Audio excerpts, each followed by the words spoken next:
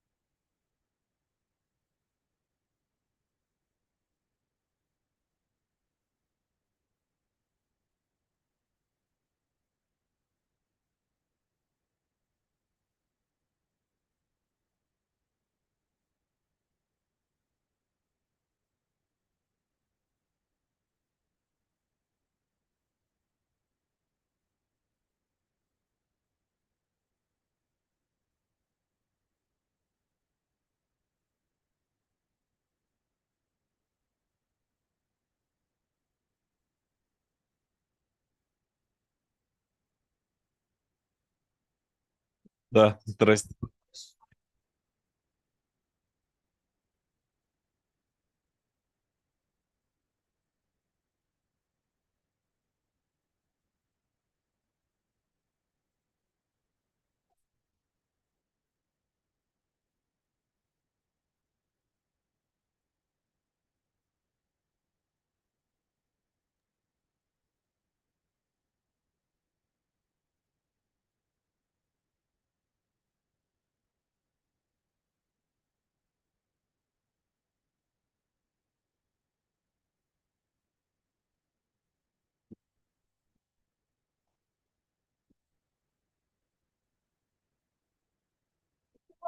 Ждет нас, да? Да.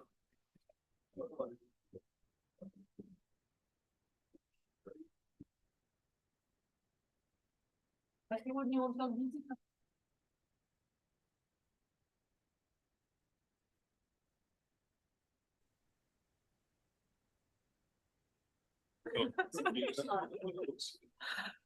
Михаил Иванович, доброе утро. Доброе утро всем. Как у вас, Спасибо, у вас Марин. дела? Как у вас дела? У нас тоже много снега, но будет Ясно. таять. В Москве, думаю, нет. Ясно, ясно. Ну, рады вас видеть. Всего хорошего. Спасибо.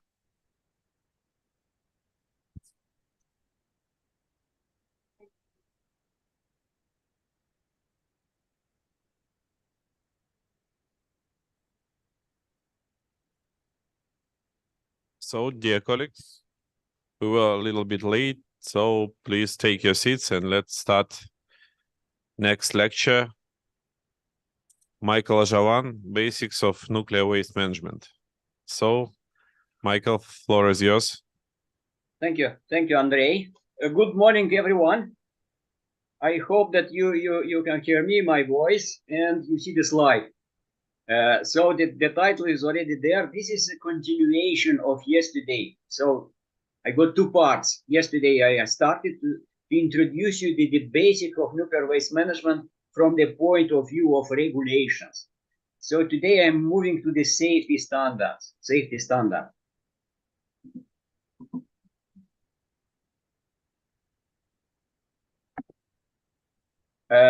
that's the content, the things that I'm introducing to you. So I'm starting to introduce the first one, International Atomic Energy Agency, IAEA. And then I will move to the standards. And there are two types of safety standards. So general safety requirements and specific safety requirements. Those which are in red color. So they use the language of shell, things that you must do. And then I will move to the safety, a couple of safety guides, very important from the point of view of practical use, practically everywhere in all countries of the world. And again, you see here the cover of the main reference. The main reference here, it's the third edition of this generic information about nuclear waste management. And I noted to you yesterday that the Nuclear Technology Education Consortium, it's a kind of continuously operating organization, which is also international one, which covers all things when we utilize usefully nuclear energy. So let's start with my lecture. I see that the people are still arriving, so yeah, okay. So that's just the content. So now actually let's move through the lecture material. So I organizationally, I typically do a break in the middle, but again, because of the big delay, I will follow the schedule, and I will not give you any break in the middle. So approximately a little bit less than 1 hour, about 50 minutes, it's my lecture, and you are fresh and survive. So let's start with the International Atomic Energy Agency, which is the world center for cooperation in the nuclear field and is promoting the safe, secure, and peaceful use of nuclear technologies. So that's indeed the main international organization. that cooperates, that helps countries to peacefully use the best technologies, to apply the nuclear energy where this is the best technology to be used. And a little information in this chapter of my lecture about it. So things with the wide use of nuclear energy started to develop it approximately 100 years ago, when it was discovered that under neutron bombardment, the heavy nuclei, that was the case of uranium, natural uranium, can be split, the nucleus, in approximately 2 equal parts. And in addition to this splitting, it is a very high release of energy. The release of energy in this is a nuclear reaction, right? You have chemical reactions, and this is a nuclear reaction. When the nuclei interact, so the neutron is interacting with the nucleus. This is the schematic of this picture here above, the photograph of Liz Meitner and Otto Frisch, right? So actually, Liz Meitner, Otto Frisch, Fritz Stadtmann, and Otto Hahn, they were the first scientists who discovered that under the neutron bombardment, the nucleus of uranium, it is split in 2 almost equal parts, and there is also the release of additional neutrons, and there is a release of a huge amount of energy, which compared with the chemical reactions, it's million times larger. So it's extremely a large amount of energy released on that. And after that, in 1945, the first device was tested, which used this nuclear reaction instead of chemical reaction. Instead of using chemical explosives, the explosion of either uranium-235 or plutonium-239 in the devices was tested above 2 cities in Japan. It was still the Second World War underway, and it was shown that extremely powerful bombs can be used in the war, much more powerful compared with those that used chemical explosives, and that helped very much to stop the Second World War. So Japan surrendered, and unconditionally, similar to that happened in Germany. And it's maybe just to note that, yes, of course, that was terrible, the destruction of these 2 cities in Japan, and the power of this explosion was of the order of approximately, not entering into the exact details, approximately 20 kilotons of equivalent of chemical explosive TNT. But just to note to you that these things happened also in Europe here. So if you take the cities in Europe that were completely destroyed due to the normal, Tokyo was, by the way, heavily bombarded, but not by nuclear bombs. But that just, if you take the city of Hamburg, in total, it was fully destroyed with the firestorms, and many thousands of people instantly killed due to this bombardment, and the total amount of bombs was altogether Hiroshima and Nagasaki in kilotons. The same was above the city of Hamburg. But for that, there were used hundreds of aeroplanes carrying these bombs instead of just 2 small devices. Anyway, it was realized that the power is so high, it's so high, the power, that is necessary somehow to limit the spread of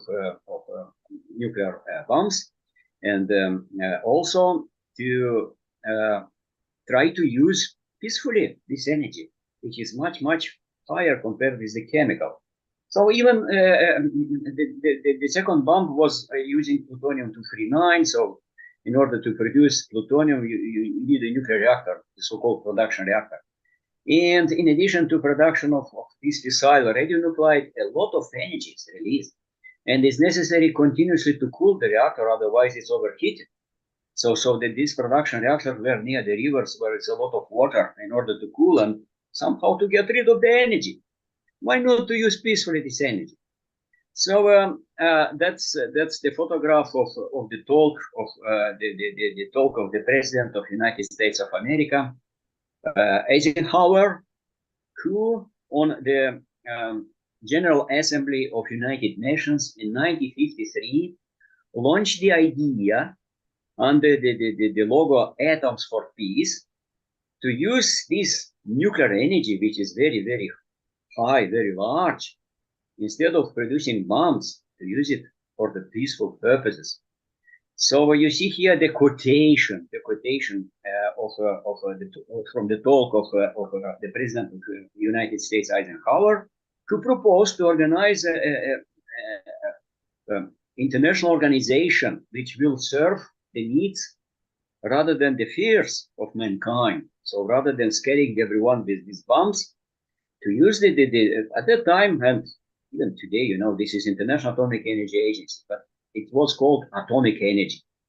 But the energy actually is coming from the nucleus. So it's a little bit scientifically not justified, let's say, atomic energy. The atomic energy, it comes from chemical reactions, right? So this is a nuclear energy in reality. And in 1953, the President of the United States proposed at the General Assembly of United Nations to organize, to put in force an international organization dedicated, who will coordinate the peaceful use of atomic energy, which is nuclear energy, all right?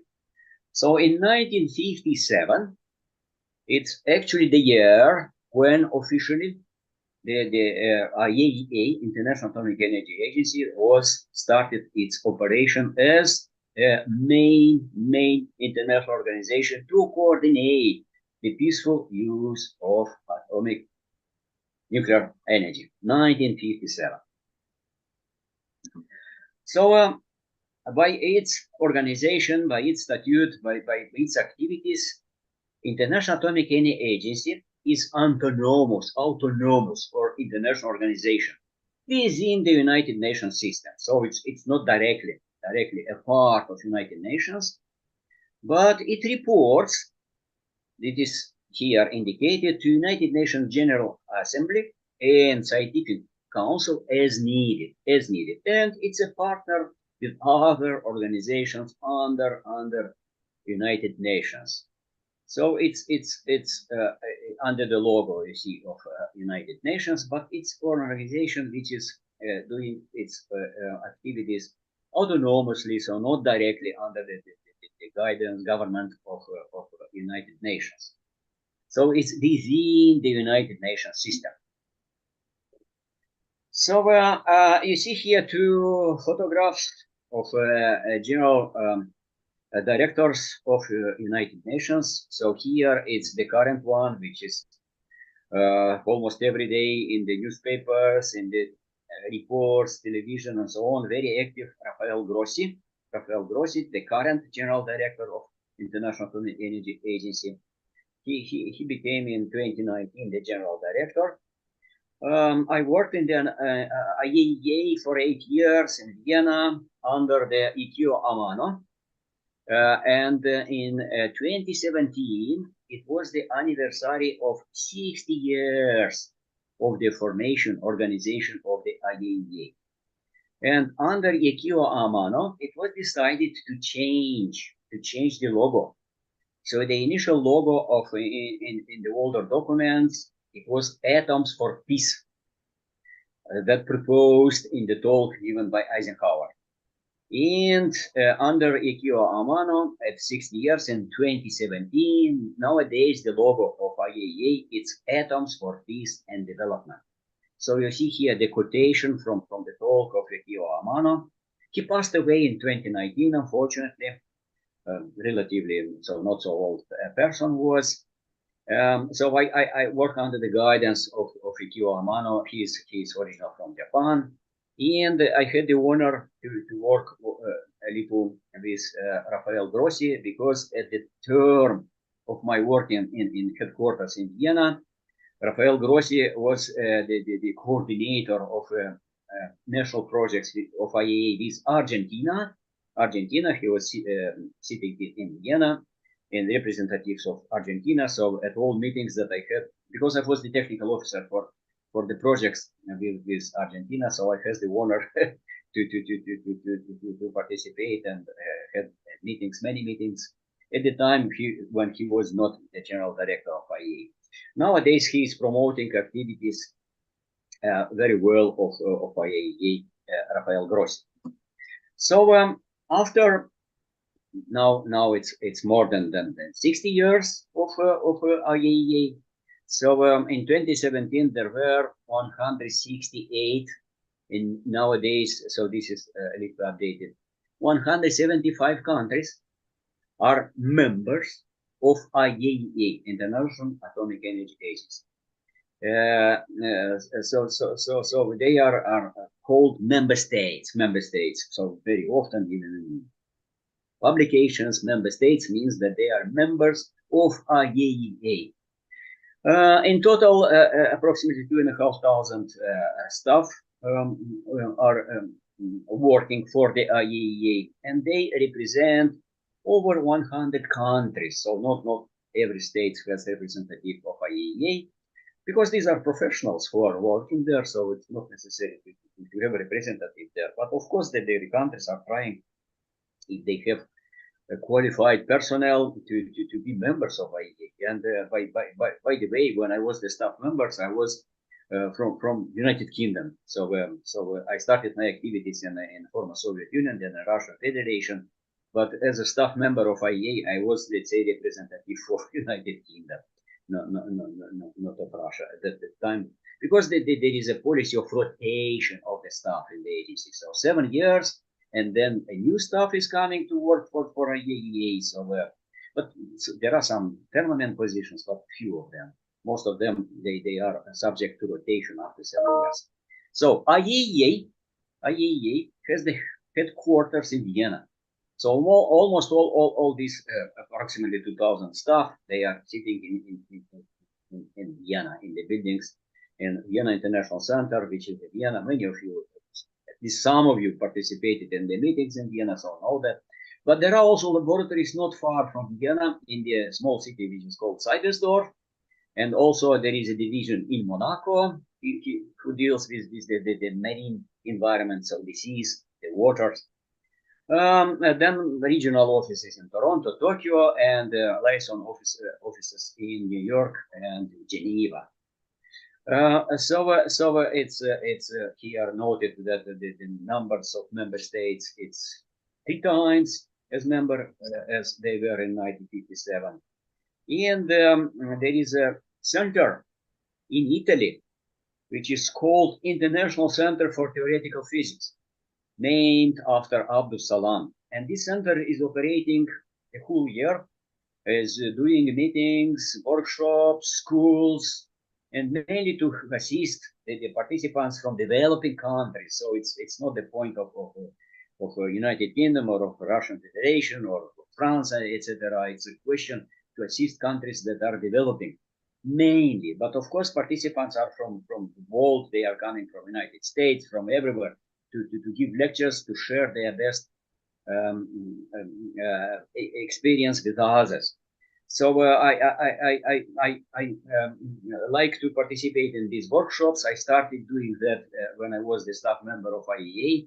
I'm still doing that. So recently in September, it was a workshop there on the waste forms. And we are going in February to organize the next one. That's in ICTP. So check the website. Maybe it's interesting for you, for your activities, and you can apply and again participate. But they do these meetings every week. So that mine, which is on nuclear waste management, it's that one I'm only noted to you. So let's move. So what are main areas of work of IAEA? So first one is safeguards and verification. So you see here that the International Atomic Energy Agency, via this department of safeguards, it is preventing further spreading of the nuclear weapons. So it's checking what's happening with the fissile materials. They are under safeguards. They are checking, and the members of IAEA they must report everything and under the control and so on and so on. And it's an unfortunate example of a country that was a member of IAEA and was under the safeguards, but then left the IAEA and developed the bombs, and it became the nuclear power, let's say. So this is the case of North Korea. So that's a sensitive moment. They are on different sanctions, etc., international and so on. Then there is the area which is called safety and security. My lecture is about that. It's about safety and security. So you see here the agency is working to protect people and environment from harmful radiation exposure via developing and recommending to countries to use safety standards. And then another area is the science and technology. And I worked in the Department of Nuclear Energy in the agency. No, not for safety and security. It is where the agency giving to countries the best practices of utilization of nuclear energy in all areas. So the best technologies in nuclear power generation. So these are nuclear power plants, right? Or in nuclear research reactors, or in nuclear medicine, or in radioactive waste management, which was my business. I worked in the agency in the waste technology section. And you see here, there's a little more information about that. So developing standards and guidances, then providing reviews and services, and the reviews are requested by all the countries. So let's say we in the United Kingdom requested the IAEA to help in assessing the safety of nuclear waste disposal in DRIG repositories, which is a near surface repository in the United Kingdom. And the peer review report is available officially. It's available to everyone with some recommendations, and this is very helpful. It's helpful professionally because international experts analyzed the practices that we do in DRIG. And also it's very useful to show to the population of the country that things are under the international control. It is not something that we are trying, to hide, to keep secret, and under this cover of secrecy, we can do things that are not safe for the population. So this is really very good, the reviews. And it's not that the question of, it's my example, but all the countries are requesting these reviews and these kind of services from the IAEA. Then supporting capacity building. So agencies helping countries with promoting the best practices to all participants, member states, promoting the knowledge networks. And during my term in the agency, I was successful with my colleagues there, and we launched in the IAEA a new network, which is called International Pre-Disposal Network.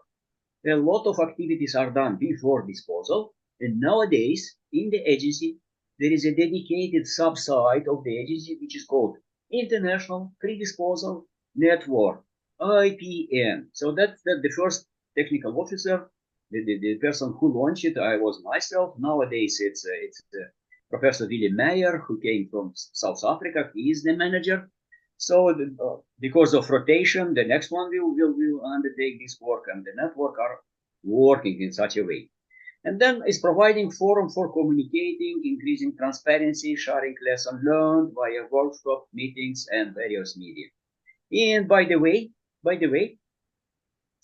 you are now in Lomonosov Moscow State University and the Department of Radiochemistry. And by the way, there is a special agreement signed in between the Moscow State University Department of Radiochemistry and IAEA.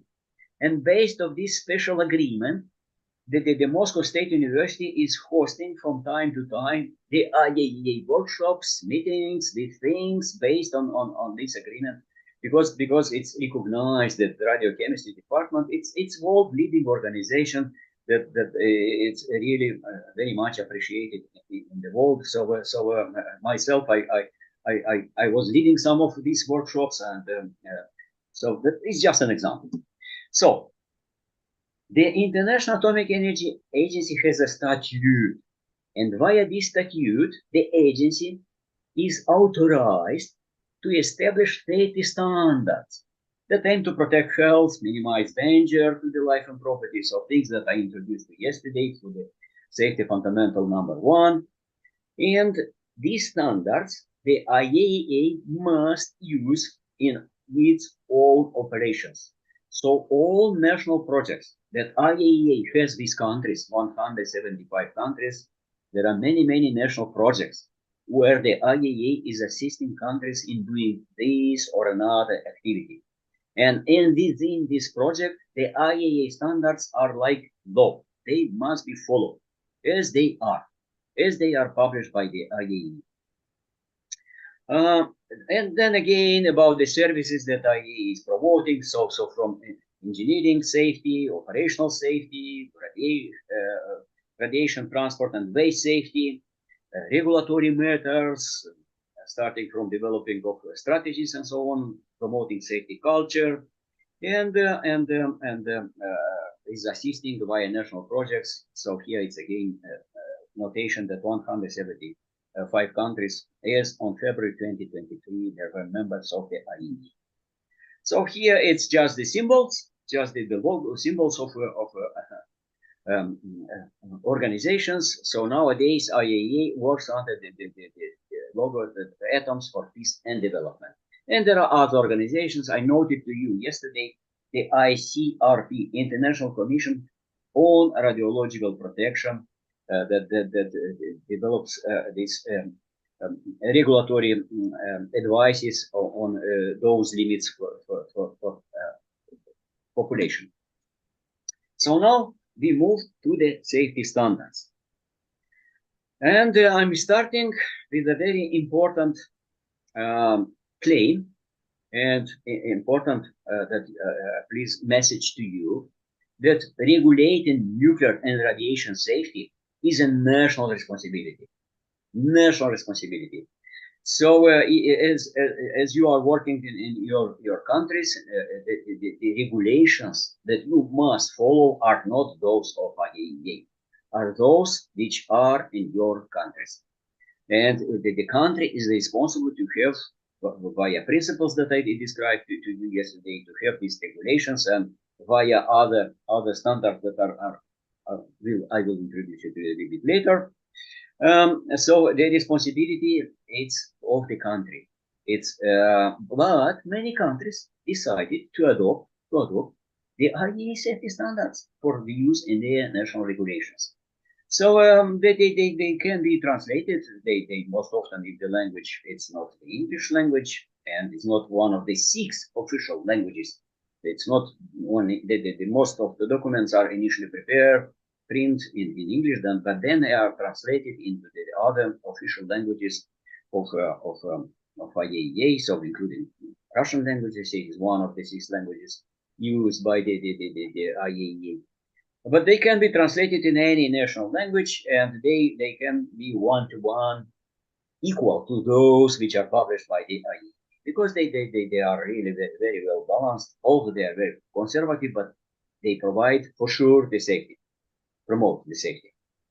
And then again, this is about what kind of activity it's promoting. So when these activities are promoted, the safety standards of IAEA are mandatory through the projects that are under IAEA and are only guidances for all other activities in the country, unless the country is not adopting one-to-one the regulations that are coming from IAEA. And the safety standards are applicable both to facilities and activities. So you may have, you may not have facilities like a nuclear facility, irradiator, and so on and so on. But if you do some activities that are explicit, given here in the text, and they were also emphasized yesterday, the same for all safety standards that are published and promoted by the IAEA, both for facilities and activities. So let's start with the, sorry, let me go again back, sorry, about the safety standard. Just to give you also an additional information for you who are not aware of. So the safety standards that are applicable to facilities and activities, they are developed through procedures in place at the IAEA, which involve experience and experts from all member states of the IAEA. So don't have the impression that the staff members of IAEA develop these standards and then, promote it, impose them to the countries. The situation is completely opposite.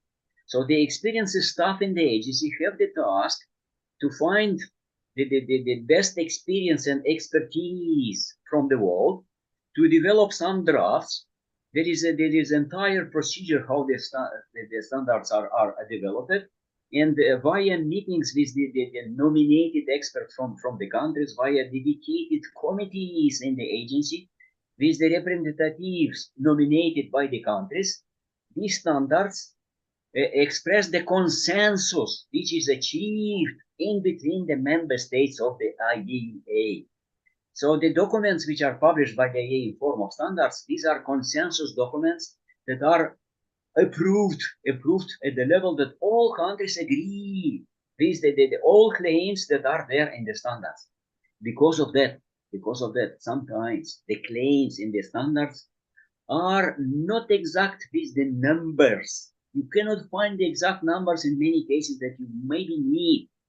And it is because it was not possible to agree on just one numbers, because you imagine, let's say, background dose is very different in different countries.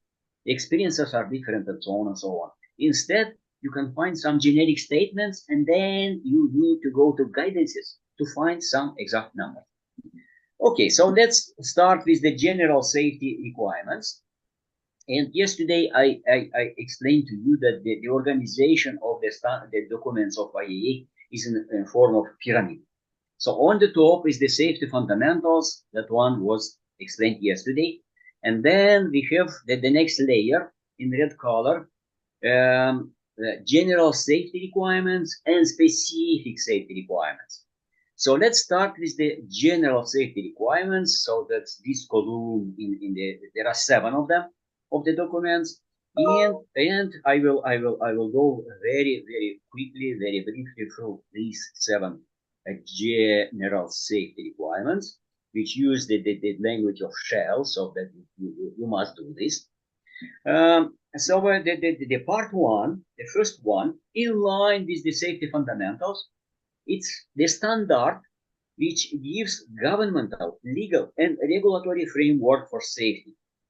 So it's giving the requirements in respect of the governmental, legal, and regulatory framework for safety, things that the government shall provide in order to be safe in the peaceful use of so that's the first one which is here. So sorry, it appeared here on my slide. It's also emphasized that this framework for safety has to be established for the entire range of facilities and activities, from the use of a limited number of radiation sources to a nuclear power program when we have nuclear reactors, nuclear power, maybe even nuclear fuel cycle like that is in United Kingdom or in Russian Federation. So number 2, so there are 7 of them. Number 2, it's the general safety requirement, part 2, on leadership and management for safety.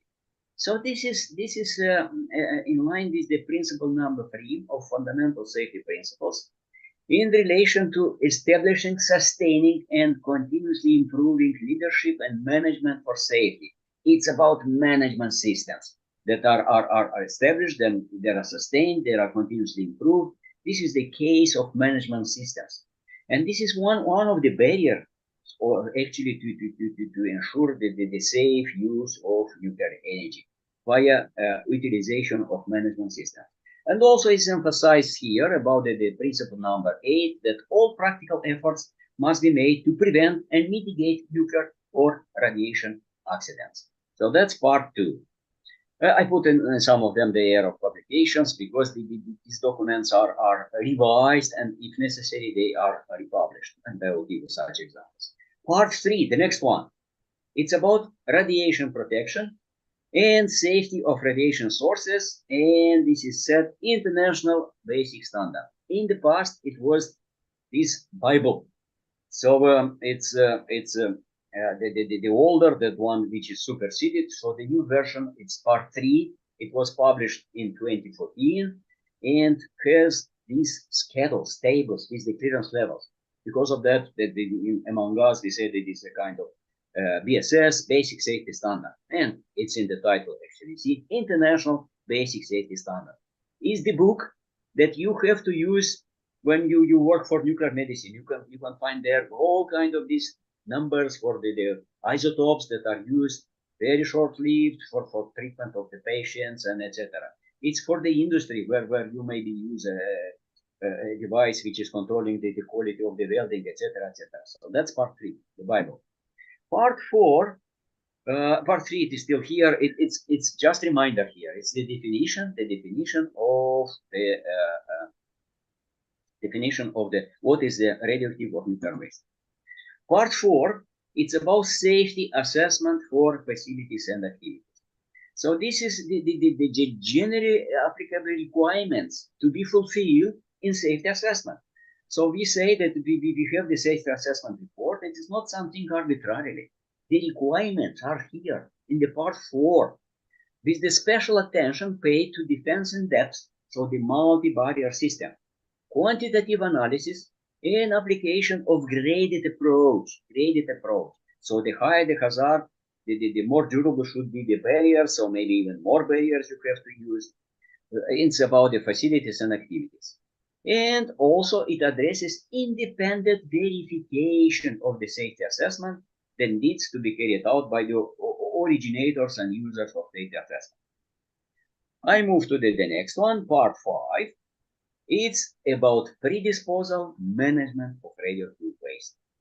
This is a very, very large area of activities. Before we can dispose of the radioactive waste, we need to prepare this waste for disposal. We need to prepare the packages. We need to process the waste. If it is a liquid, we need to solidify it, to immobilize the radionuclides and some materials, to use maybe cements, maybe bitumen, maybe glass, maybe ceramics, and etc., etc., etc. Maybe to incinerate the radioactivities and so on. So all kind of the requirements in predisposal management, requirements are in these general safety standard of the IAEA.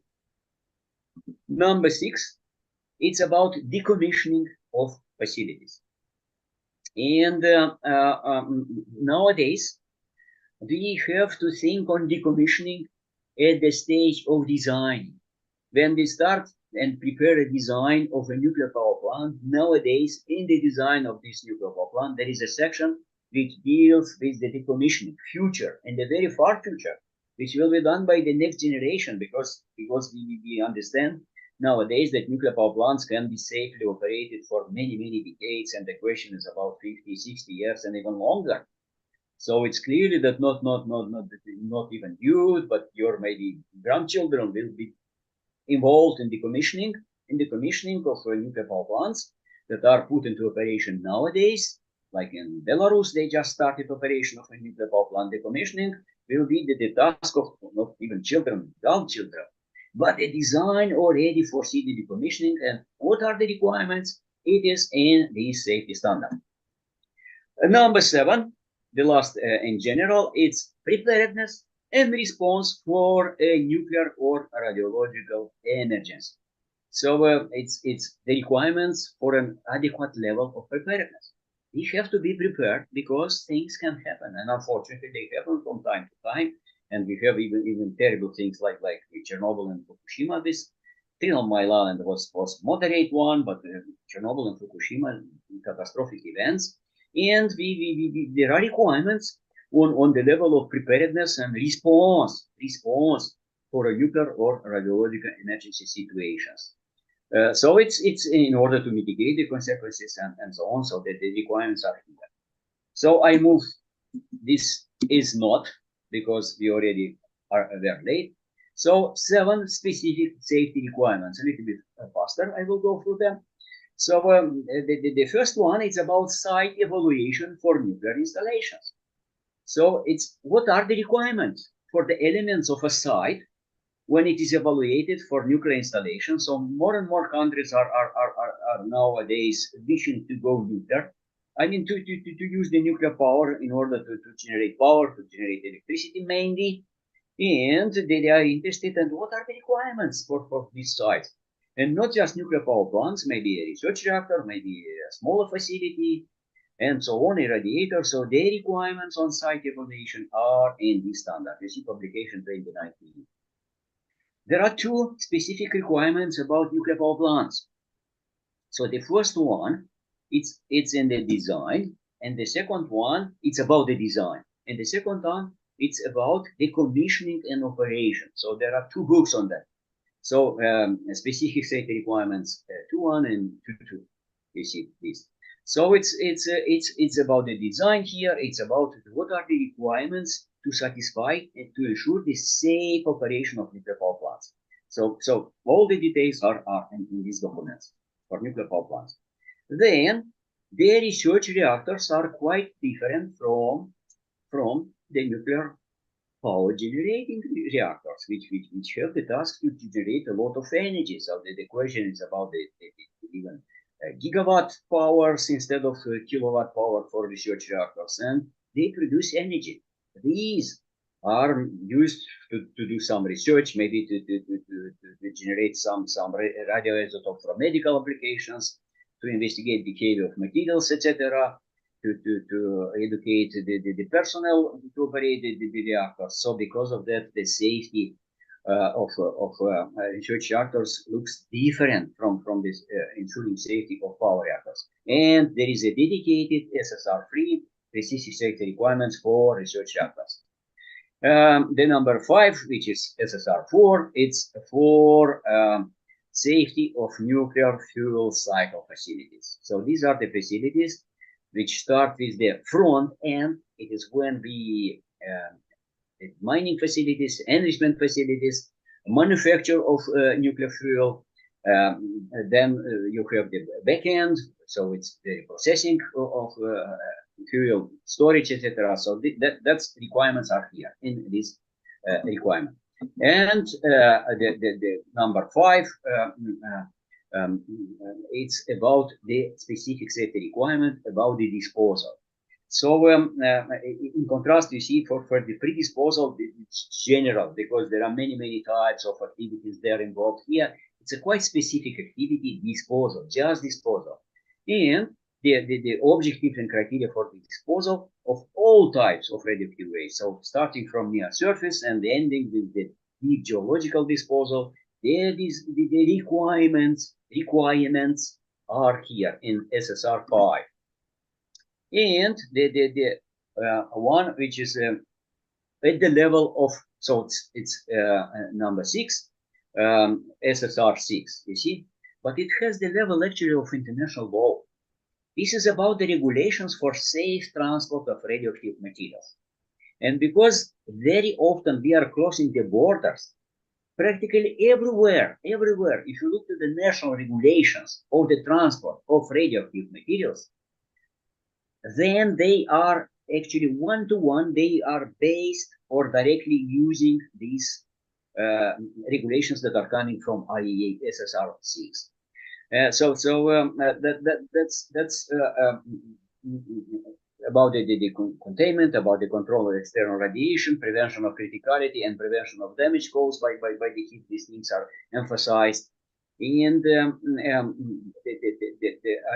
there are the guidance documents that I will show them a little bit later.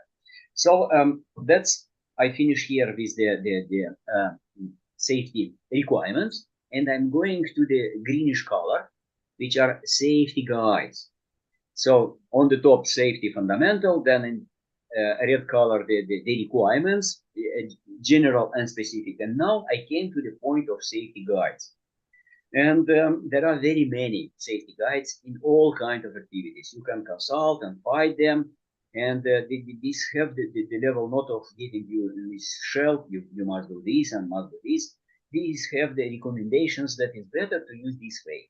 Because of that, in the guides, you see that you should do that, you should do that. So it's better to proceed in a way that is given in the safety guides. And I put just a couple of examples. The first one, it's about the regulatory control of radioactive discharge to the environment. So is the general safety guide number 9.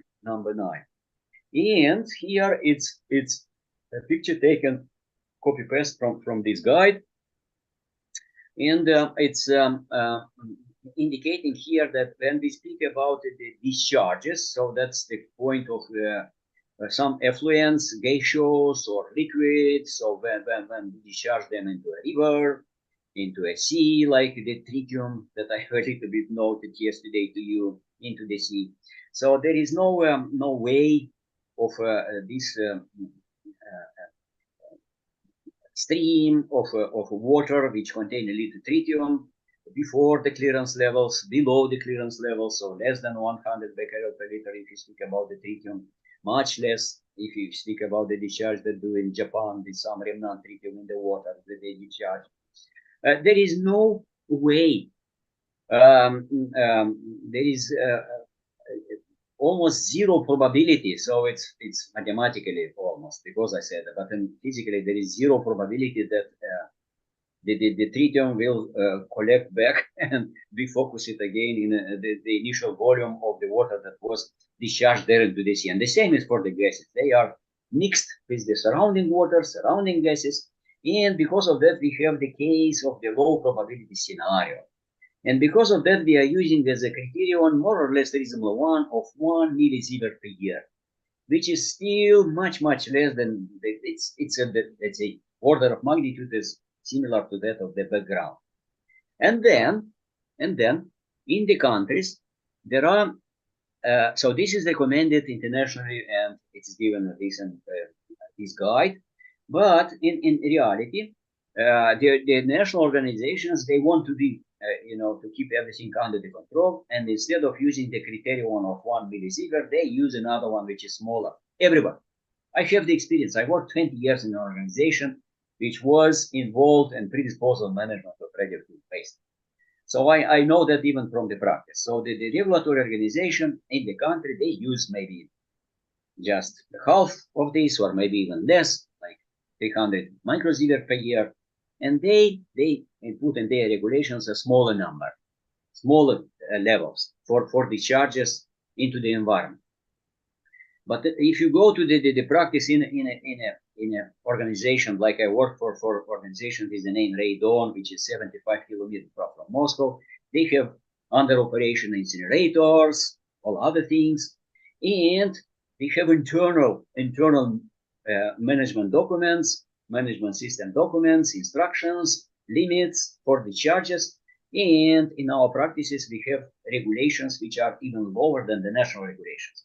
Because again, the management of an institution, of an organization, wants to keep everything under the control and to be conservative, because who knows, it can something happen and then we will go a little bit higher. But in this case, it will be just a local accident, which has nothing to do on national level, not breaching the national regulations. And the same, it's for the reasons of nations. They want to keep everything under the international regulations and to have nothing to do with international accidents, etc. So that's how things happen in the life with the discharges.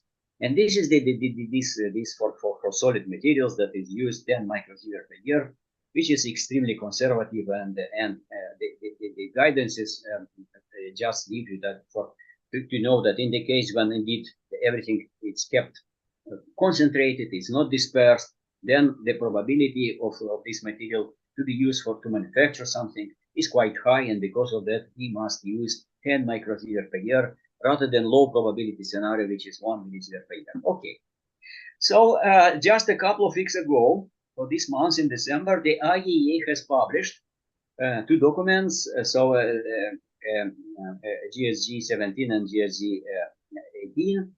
So the first one, it's on exemption, and yesterday I a little bit explained to you that we have exclusion here for radiation which is coming from the sun for potassium 40, which 0.01% of potassium, it's unstable, it's potassium 40, and because of that, eating banana, we are providing potassium, which is good for our health, but part of it is potassium 40, which irradiates us from inside. But nevertheless, most probably this irradiation is useful for us. So that was yesterday explained to you, right? But another one, under the number 18, it's application of concept of clearance. So, and by the way, in this document, it's also indicated about the discharges, which in the past documents was left just to the previous one guidance. So here it's a generic scheme of how we apply the concept of clearance. If we are lucky and everything goes under the clearance levels indicated in the part 3, then we go with that and that's it. If not, then it's just a schematic that you may follow and understand how to proceed. Another one that I wanted, and I took it one-to-one copy-paste. In this guidance, you can find numbers. So I noted to you that the agency cannot, unfortunately, put exact numbers because it's very difficult to find consensus and between countries, 175 countries. Some of them have a large, long-lasting experience in use of nuclear energy everywhere, and they have their numbers in everything, and they cannot agree with the numbers that are used in other countries.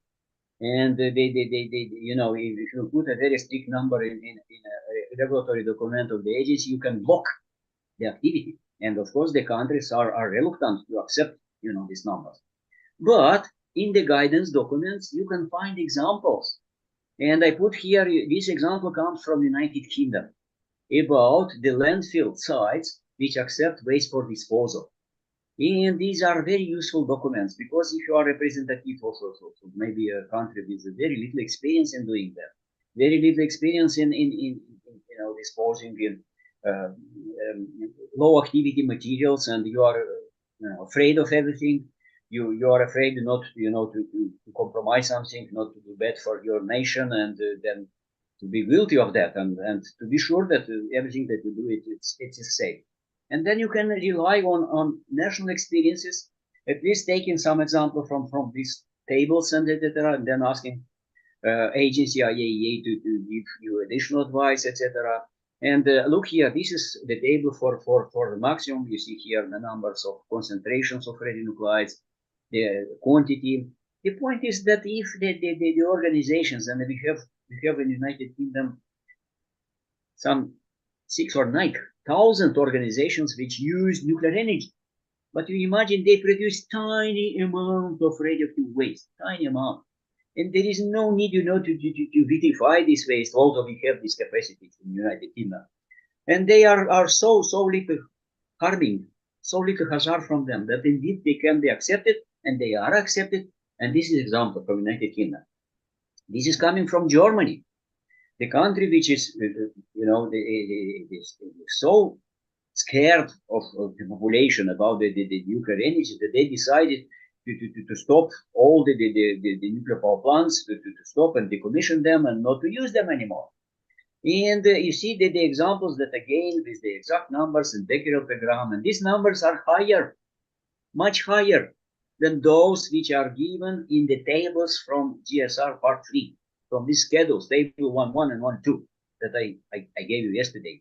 Much higher these numbers are, because in reality, that it is confirmed by the safety assessment, etc., that there is practically no any danger to environment and humans if these practices are done as indicated here.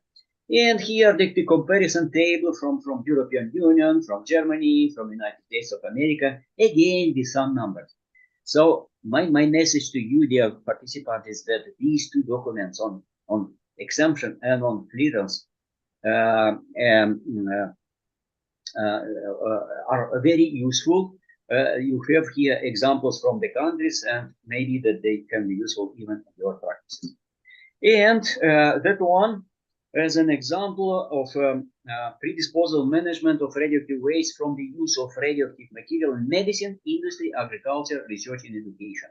In many countries, it is the whole activities with nuclear energy. That's it.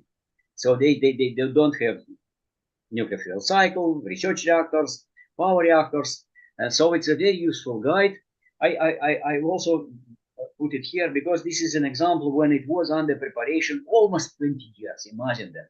So I was invited as an expert when I was working in the Russian Federation as just an expert with the experience in this area. And it was published at the time when I became the staff members of the IEA. So it took a very, very long time.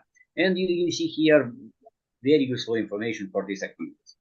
And again, very briefly, in the remaining couple of minutes that I have, under each safety requirements, there are safety guides.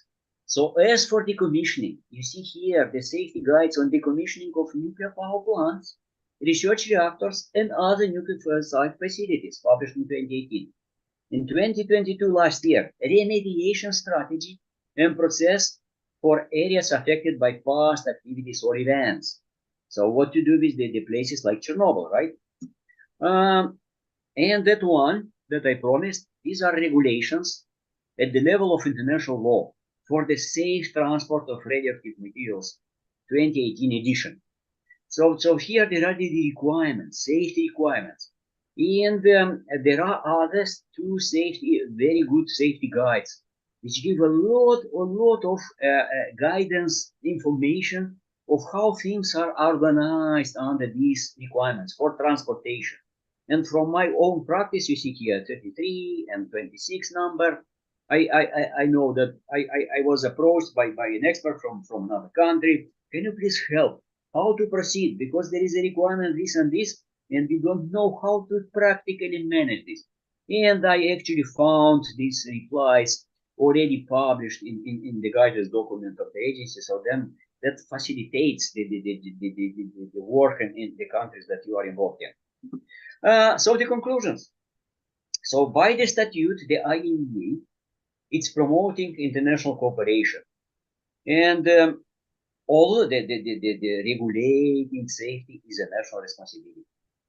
And not forget that the risks may transcend national borders, and international cooperation serves to promote and enhance safety globally. Cooperation is facilitated by international safety conventions, codes of conduct, safety standards, and once again, the standards published by the IAEA are applied by the IAEA to their own operations and are recommended for use by states and national authorities and by other international organizations. And the reference again, the link, everything you can find on the IAEA website. So dear participants, I kept the schedule. Maybe organizers give you the possibility to ask me something, maybe not, I don't know. So I stop sharing. I invite the organizer who is keeping order in the room to inform me how should we proceed now. And let me check what is in the chat.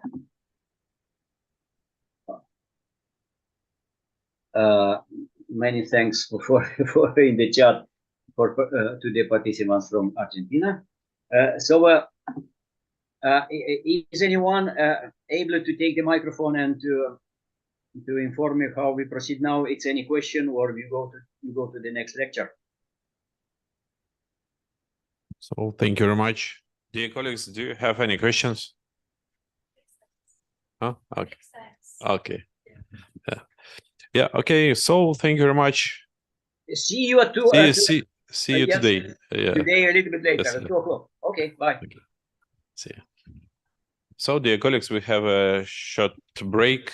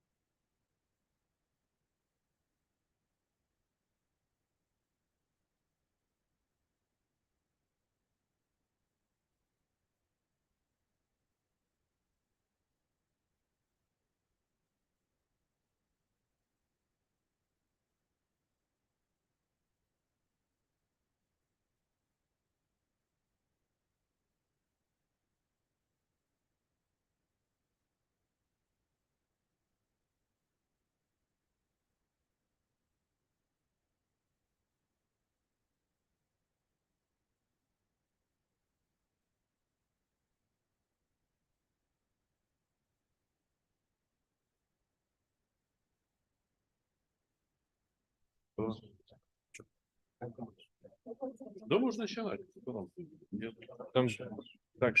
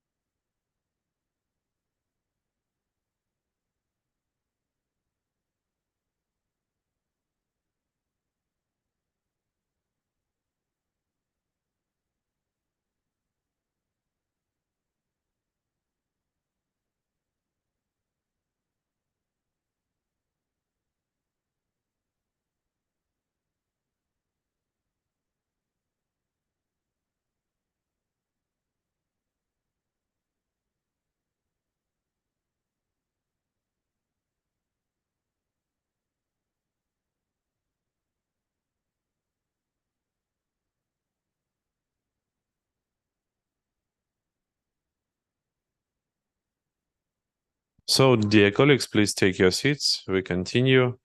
So, the next lecture, it's technological approaches of waste cementation. So, from Andrei Verlakov. Andrei, floor is yours. Thank you.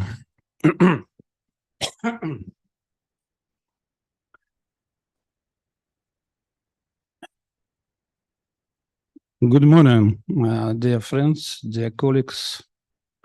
According to schedule of School of Radiochemistry, my talk is immobilization of radionuclides with a focus on cements. But we will talk about today about technology of cementation of radioactive waste. So the subject of cementing of radioactive waste, as a rule, consists of two parts. These are technological approaches of waste cementation and the formulation and the characterization of cement-based matrices.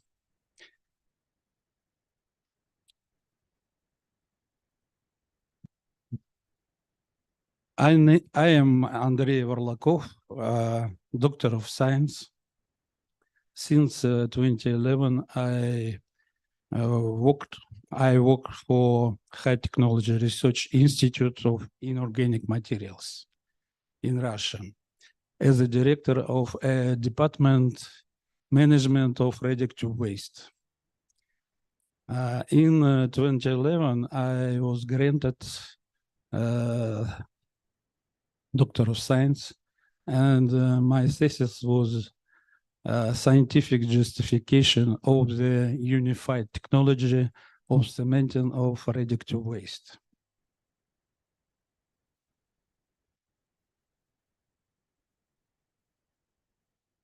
As I said before, technology of cementation consists of two parts: technological approaches of waste cementation and formulation and characterization of cement-based matrices. Cementing methods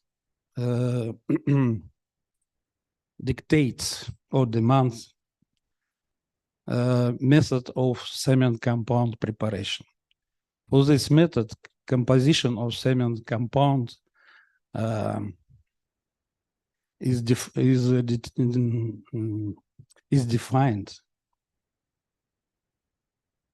Type of radioactive waste dictates cementing methods. The following radioactive waste can be cemented. Firstly, it is low and intermediate level activity waste. Then these are liquid radioactive waste and solid radioactive waste. There are a lot of different kinds, sorts of liquid radioactive waste. Saline aqueous solution or salt concentrate are the main volume of radioactive waste at nuclear facility.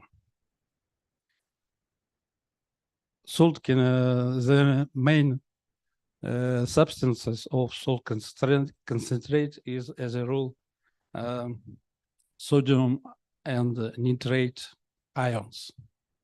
Also, there is a salt concentrate with boron ions. Also, there are a lot of different liquid radioactive waste which contains sulfate active substances, sediments, organic substances, oils, and so on. And also sludges with ion exchange resins and filtering materials are also considered as a radioactive waste. According to a size of fragments of solid radioactive waste, we can roughly classify it of solid radioactive waste on following class, such as large fragmented or pressed solid radioactive waste, solid radioactive waste with a close-packed layer, bulk layer, or fine dispersed solid radioactive waste. Large fragmented or pressed waste can be large equipment, different apparatus, constructing materials. Close-packed waste also can be constructed materials, small constructed materials, different gravel, sand, and so on. And fine dispersed waste can be as ash residue from incineration of radioactive waste and different very small substances with small particles. There are also a lot of volume of mixed radioactive waste as liquid and both liquid and solid radioactive waste. This waste are formed as a rule in the small volume on the site, and they are formed due to the condition of forming or collected this waste on site.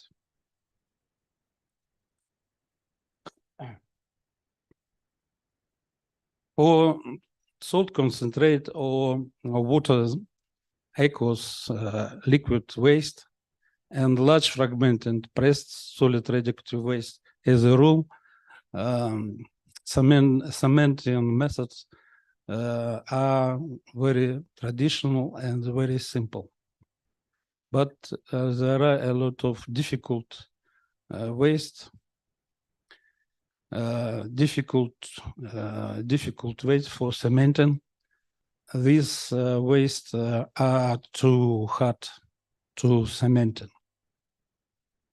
And without additional equipment or preconditioning or special composition, these wastes are difficult to cement and incorporate into the cement matrix in a small quantity. Difficult waste, as we can name it, there are. It is close-packed solid waste, fine dispersed ash waste, and liquid radioactive waste with surface active substances, sediments, filter materials, organic substances, oils, or sludges with ion exchange resins. There are general conditions of choice of cementing process. The cement process should be balanced between the following objectives: reducing the final product of or increasing the waste content, stability and strength of the final product, guaranteeing long and safe storage, simplicity and safety of the process implementation, the amount of secondary radioactive waste, and the possibility of its processing without involving other process. Waste should be cemented using the initial state of the waste as much as possible, and the chosen process with a minimum number of operations from all possible options. There are additional conditions for selection of cement process.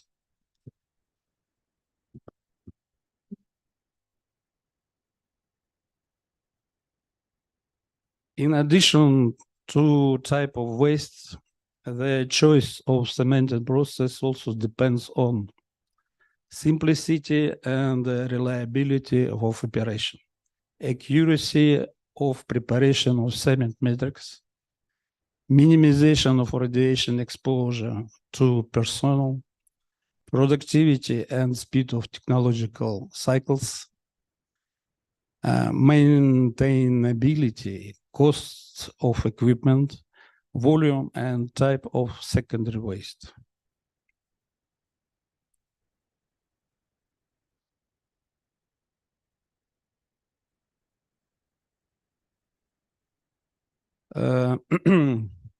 For a liquid radioactive waste and fine dispersed solid radioactive waste like ash from incineration of solid radioactive waste, we can use technologies with using mixing all components of cement grout. If you know, grout is a word which means a mixture cement and water. There is another word which means very close the same, mortar, but mortar is cement, the mixture when we also add the sand. So I will use the word cement grout. Okay, so we can mixing for liquid radioactive waste and fine dispersed solid radioactive waste, and the mixing can be realized directly in container or or using the mixer. There are general qualities of cement grout which we can take into account in the technology. The main qualities are acceptable quality of cement grout, spreadability of cement grout, and setting time. Acceptable quality, what is that? We can say about the acceptable quality when there are no areas with poorly mixed material in the mixer. Uniform density of cement grout. No disintegration of cement grout. When the aqueous phase goes on the surface of the grout, or deposition of heterogeneous waste. Spreadability is considered sufficient if the cement grout flows freely from the mixer, or when the cement grout is prepared in a container, the mixing quality is considered acceptable. Setting time.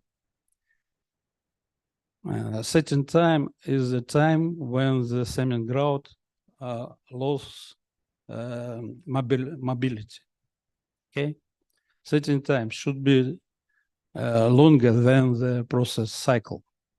That is the time from start to finish of cement mixing or its discharge into the container from the mixer. We can realize mixing in container using two ways. Using rotation drums or container in sealed drums, or using agitator. Agitator can be two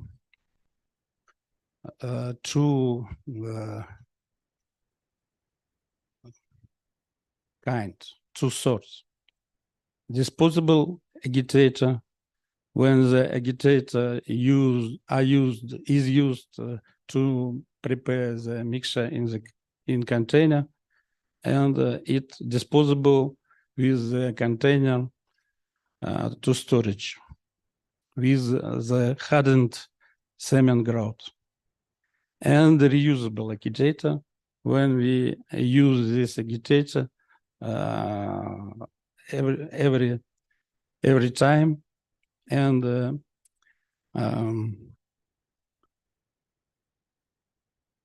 pull this agitator from the container, pull out. And the rotation of sealed drums can realize when we rotate drums on the rolls, or tipping or rotate in different plane these drums with special equipment. Here are a photo and the diagram one of the installation of cementing liquid radioactive waste by mixing in container using disposable agitator.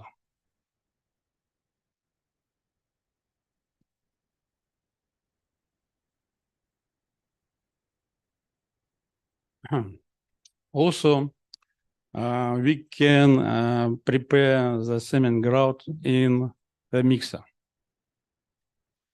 For this, we can use batch mixing or periodical mixing and continuous mixing. Batch mixing is when we periodically dose the component of cement grout into the volumetric vessel mixer, periodically mix into the mixer, and periodically discharge the prepared cement grout in the container. Continuous mixing is when we continuous those component of mixer in the special continuous mixer, and cement grout continuously discharge in the container. Here we can see the photo and the diagrams, two installations of cement and liquid radioactive waste by batch and continuous mixing. On the right installation with batching, preparing, with batch preparing, and on the left, on the left batch mixing, and on the right continuous mixing.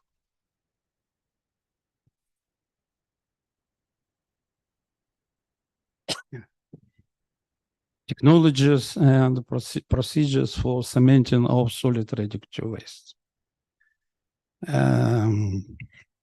As I said before, the sort of radioactive waste dictates the methods of preparing of cement grout.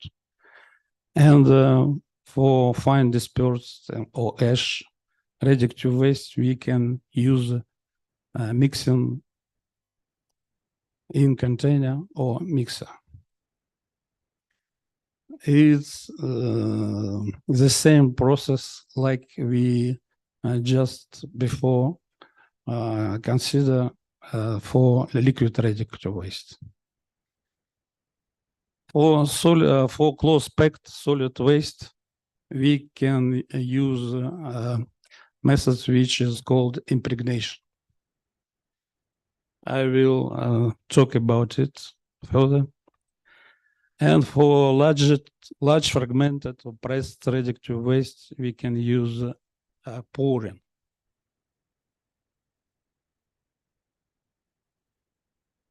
These are a scheme of these methods of cementation, pouring, and impregnation.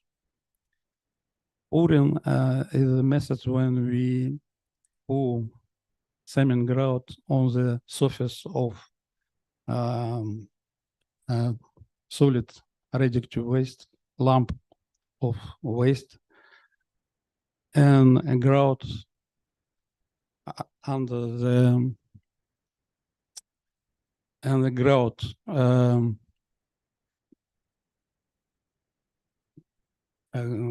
goes through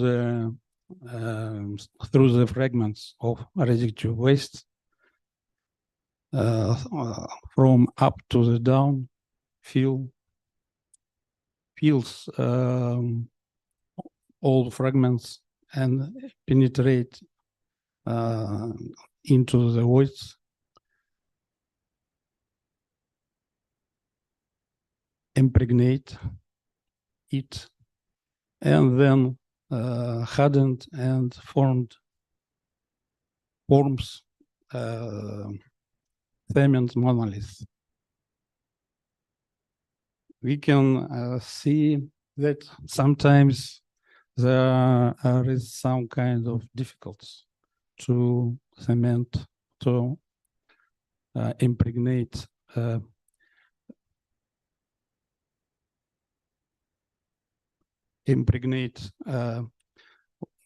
solid waste by cement grout when the cement grout can't go through the fragments of waste. For that, we can use some technologies like shaking or vibration. And next method is impregnation. It's a special method when we placed the special probe, special tube into the waste, into the container, and then we fill the drums with solid waste, and cement grout is pumped into this tube, this probe, and goes to the bottom of the container, and then under the pressure it goes through the bottom to the up and penetrates through the fragments of radioactive waste and impregnates all volume, and then hardened and formed cement monolith.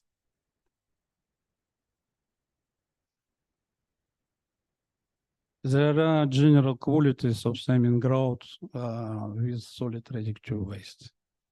We can say that mixing methods for solid radioactive waste is the same the mixing methods for liquid radioactive waste. For grouting of solid radioactive waste by pouring or impregnation, we need to have acceptable quality of radioactive waste, a final product. Matrix must to be without cavities or voids. And there are two estimates when we can say about high quality prepared monoliths.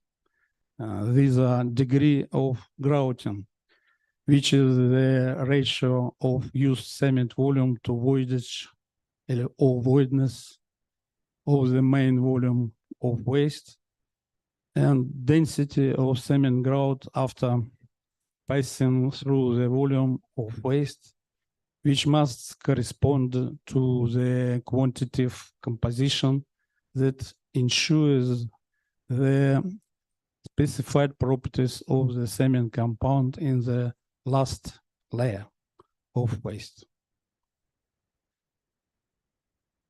The required quality of cement compound preparation by pouring and impregnation depend on following things: size of waste fragments, density of bulk layer, spreadability or viscosity, setting time, unmixing of the cement grout, cement particle size, flow rate and pressure of the cement grout. Here we a photo and the diagram of installation for impregnation ash residue, which was realized at Moscow company Radon.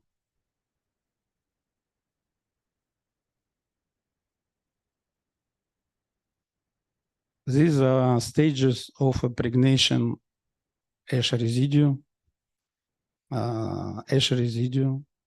and inside plan appearance, ash in the drum and the appearance of drum with a volume 100 liter, and the final product, a cement compound with ash residue to 570%.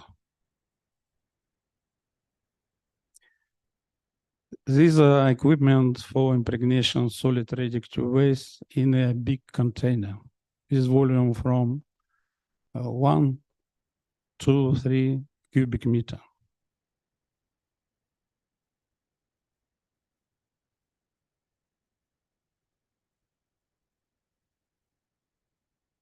There is a system of standard requirements in every country, and also International Agency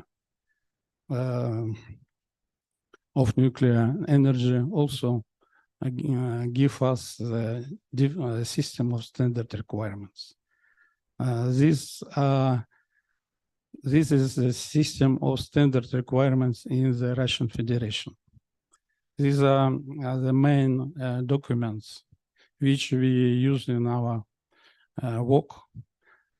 This is government standards, radioactive cemented waste, the general technical requirements, and also code of practice, gathering, processing, storage, and conditioning liquid radioactive waste, and the same for solid radioactive waste, safety requirements.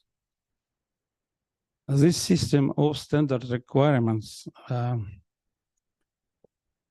must to provide the quality of final product which go to the storage and save the quality of radioactive substances into the matrix through the handling, transportation, and all time of storage. And also the main requirements in the Russian Federation we have for packaged cemented waste, which are considered to be the final form of conditioning. These are mechanical stress associated with the methods of storage of containers, resistance to radiation, water resistance, fire resistance, microbiological resistance. Waste must not interact with the hardened cement matrix and the container material to ensure reliable long-term storage. Really, we have a lot of different documents which regulate our management, our handling with radioactive waste.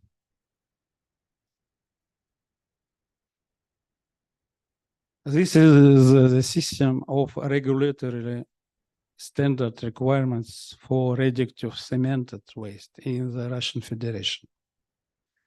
We have 5 things. This is the first: compressive strength. Compressive strength must not be less than 5 megapascal. Radionuclides leaching rate on cesium must not be more than 10 to minus 30 gram per square centimeter day. After irradiation at a dose 10 to the 8th gray, the degrees of compressive strength of the samples should not be more than on 25%. And the compressive strength should not be lower than 5 megapascal. After frost resistance test, which is 30 cycles of freezing thawing at temperature from -40 to +40 Celsius degrees Celsius. The degrees of the compressive strength of samples should not be more than on 25%, and the compressive strength should not be lower than 5 megapascal. After immersion test, when we immerse our semen samples into the water, and after immersion test for 90 days in water, the degrees of the compressive strength of samples should not be more than on 25%, and the compressive strength should not be lower than 5 megapascal.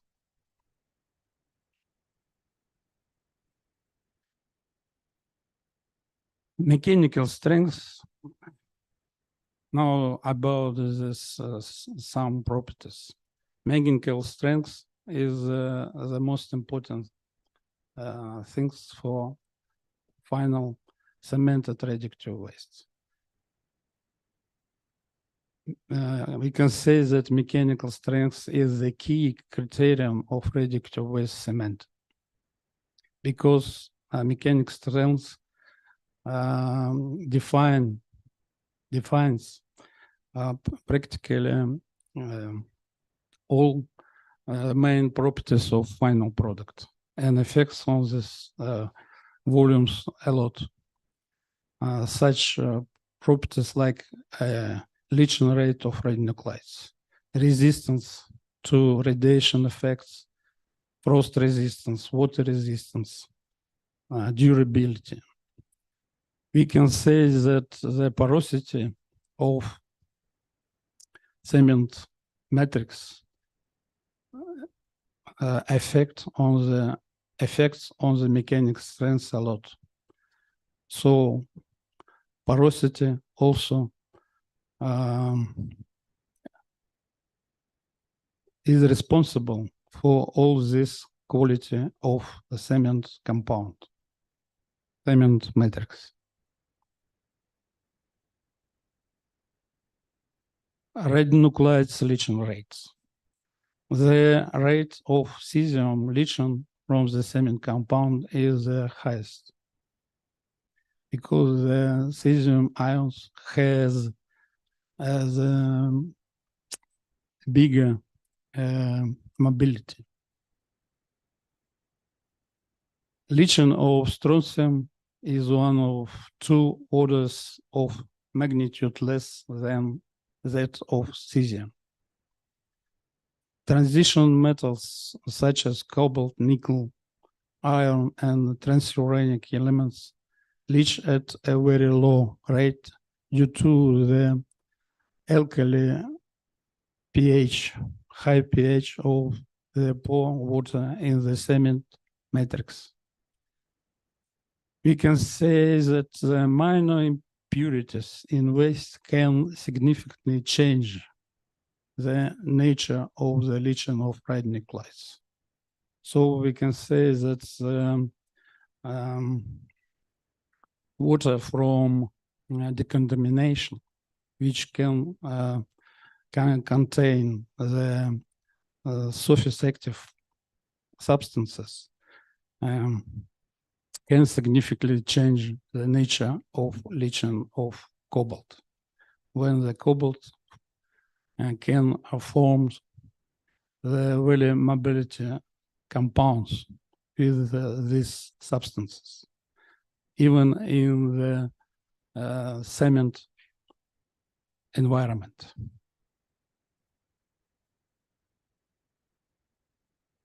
Resistance to radiation exposure. We can have 2 types of radiation damage from the irradiation from the irradiation. This is nuclear substitution, when there is a relation alpha particles into the cement compound. But we can say that nuclear substitution is unlikely important properties when we have very small alpha particles into the matrix. And second type of radiation damage can happen with radiolysis and the decay of water molecules under the irradiation. When we can have gas generation from the matrix. These are oxygen and hydrogen. But oxygen, as a rule, is absorbed into the matrix, but hydrogen can be released from the matrix. We can say that mechanical effect of gas on the integrity of cement waste is small due to high gas permeability of concrete. Concretes are classified as a material resistant to dose up to 10 to the 8th Gray.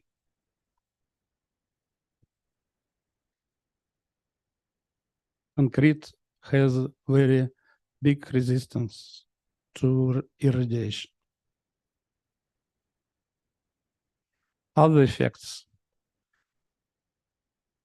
The effects of low temperatures should be taken into account when cementing radioactive waste in cold winter in unheated room. During transportation and storage of container with cemented waste under condition of alternating freezing and thawing. Prolonged repeated freezing and thawing leads to the destruction of cement waste, cracking and loss of strength. Also, fire resistance, chemical and biological corrosion resistance. Long exposure to water can be considered when cementing specific radioactive waste.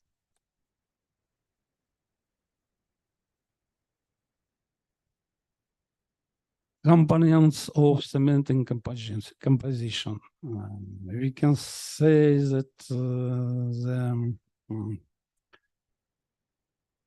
the main component of our mixture, as you can see, cement. And the second part of our mixture, additives. Different kind of cements can be used, which are defined by technology and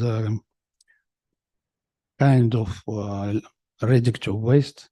And certainly the Portland cement is the most used cement, which has a low cost, well-known properties, widespread, and so on. Very often, slag Portland cement is used for radioactive waste. This cement also has a low cost and a very interesting capability that can bind alkali metal ions, like sodium ions. And high lime cement can be used for tritium containing waste. And also special cements are used for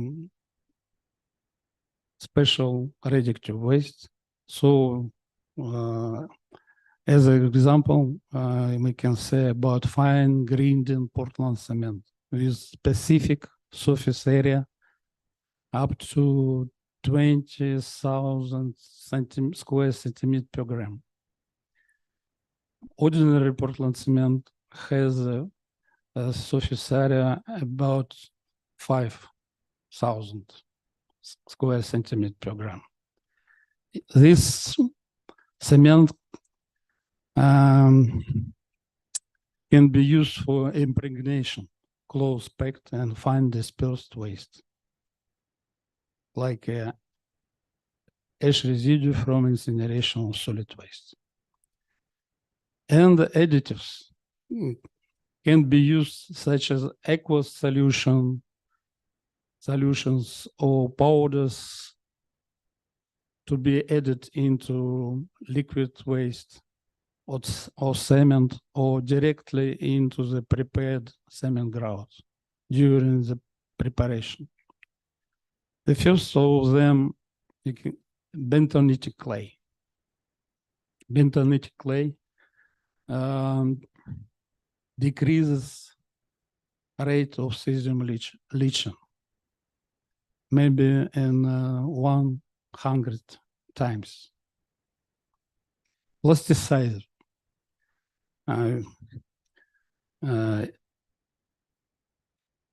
increases grout fluidity. It can be important when we cement it of solid waste and to fill the special drums and so on. Stabilizers, which give stability to cement grout. It can be important also when we cemented solid radioactive waste. And for boron-containing waste, very often special additives are used, like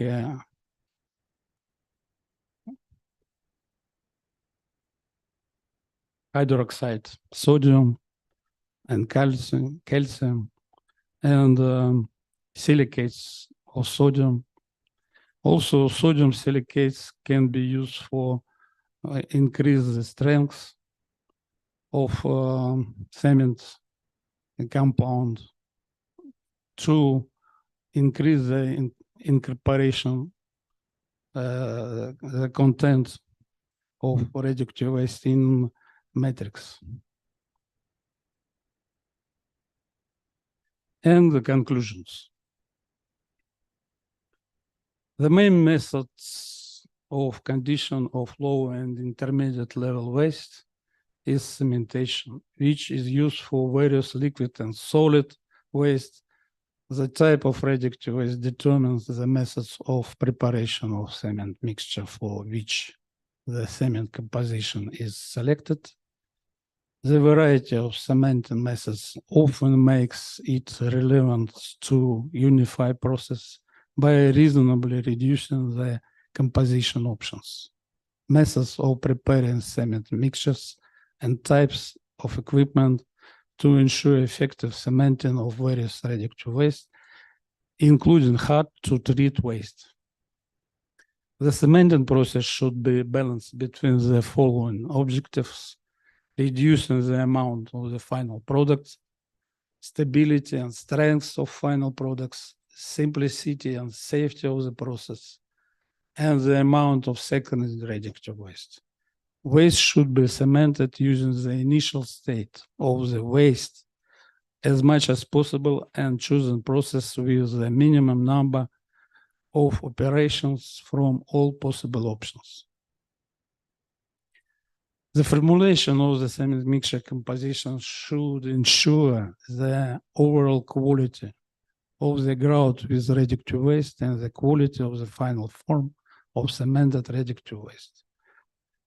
The process should be developed in accordance with the system of the standard requirements for the final type of cement radioactive waste, which will ensure the preservation of initial physical and chemical properties of cemented radioactive waste and their integrity. And we need to remember that the packaged cement waste is considered the ultimate form of conditioning. That's all. Thank you very much.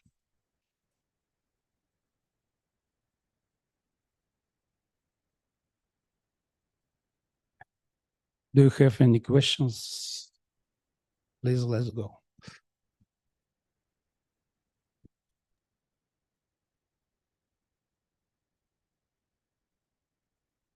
Do you raise your hand or just speak from here? There's a question online.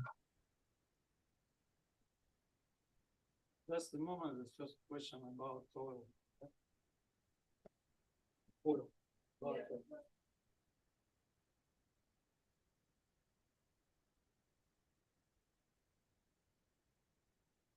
Thank you. I'm asking about the oil. Have you been successful to cement any of the oil waste that you have? Because my masters, I'm looking at, we've got a legacy oil that is like contaminated with uranium. And then the challenge I have is because this oil, the history is very sketchy and the viscosity of the oil varies through all the containers. So the challenge was I needed to reduce the uranium concentration from the oil and then encapsulate, but I couldn't use cement for obvious reasons of the properties of oil versus the cement. So I wanted to know if you managed to cement some of your oil. So I'm not sure that I understand everything right. So it's about oil and uranium. Yeah. You need to understand that we are not going to cement oil as a radioactive waste. Oil can present into some kind of liquid waste in a small quantity relatively, maybe up to 4 or 5% less percent into liquid waste, and so we can add some kind of oil as a waste at the cementation. Just we on the site we don't have any technologies to condition this waste, and we can add to cementation with the liquid radioactive waste just to retrieve this waste. And of course we can say that oil not improve all qualities of radioactive waste, but we just have requirements which we can with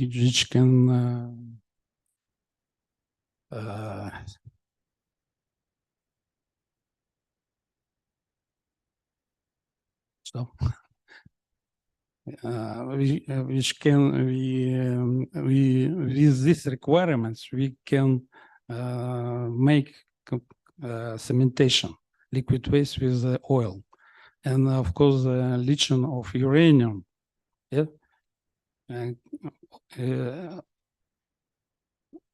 also is not good when we add the oil into the cement mixer. Okay.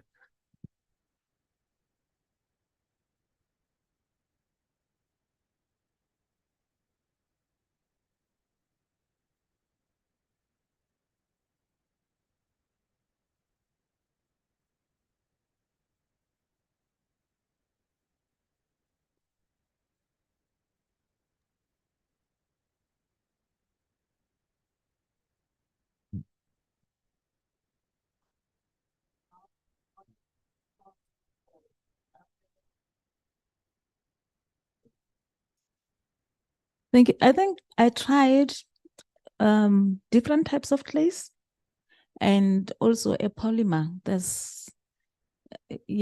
I also tried a polymer, but because of the price of the polymer, they are not keen, But yeah, one of the polymers did a good job, but you still have a challenge to say, reduce the concentration of the uranium in the oil so that you can be able to dispose the polymer after solidification.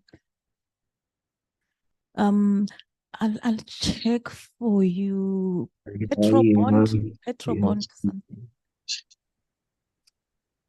Yeah, I can say this. I agree with you about the condition of oil, but there are a lot of different technologies which are suitable for oil. Maybe very hot,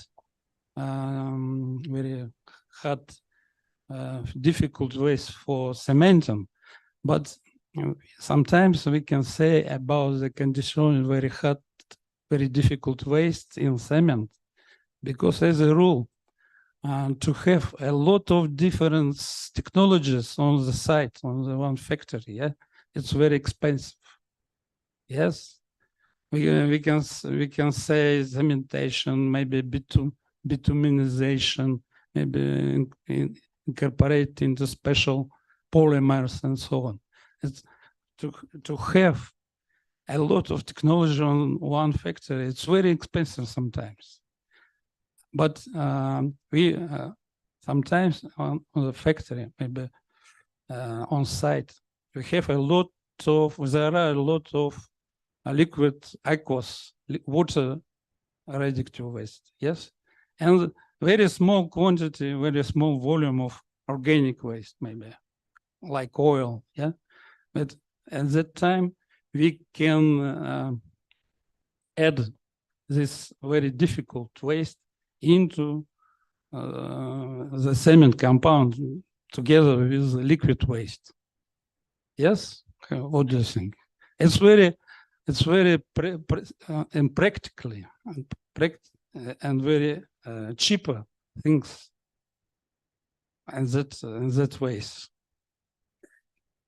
I think.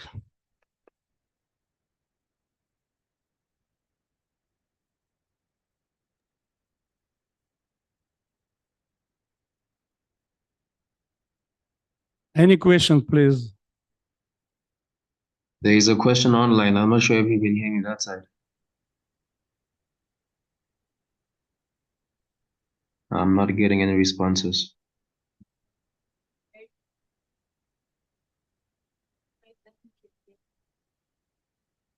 Hello?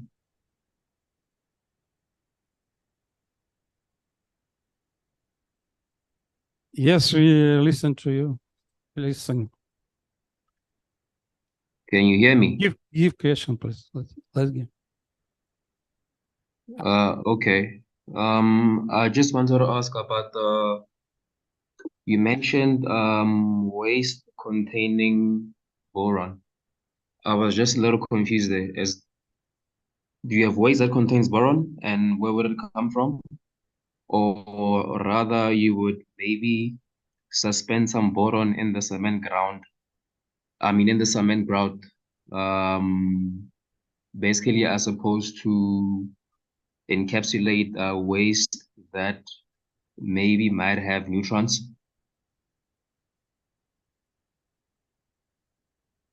As I understand, you're saying about the boron and the ways to cement as of boron. Yes, yeah.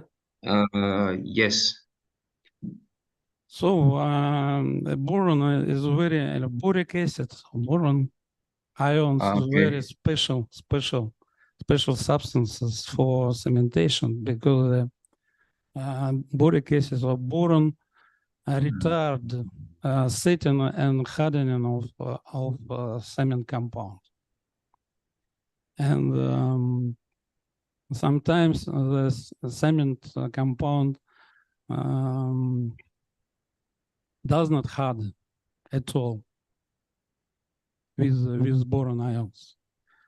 And to avoid this, we need to use the special additives which help us to harden the cement grout. And it is used several additives like hydroxide, calcium hydroxide, or sodium hydroxide or some soluble salts, calcium or sodium, and sometimes sodium silicates. They can help us avoid this deterioration of hardening of radioactive waste. Okay. Oh, okay. So if I understand, in this case, you said the radioactive waste that contains boron will basically be, can I say, the borated water from the reactor containing boric acid. Yes, yes. We need to use a special additives, which I mentioned. Okay. Hydroxide, sodium hydroxide, calcium hydroxide. And the quantity of these additives you need to define on site with the real radioactive waste. Okay. As a rule, the quantity of hydroxides can be up to 5, maybe 10% in mixture. Okay. And just one more question. And do you have a case where you would suspend boron in the cement ground?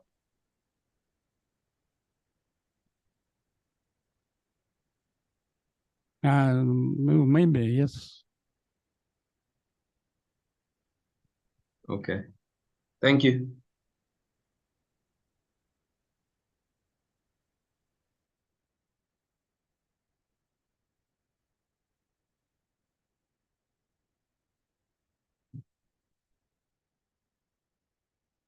So, first of all, I would like to thank you for this very nice presentation.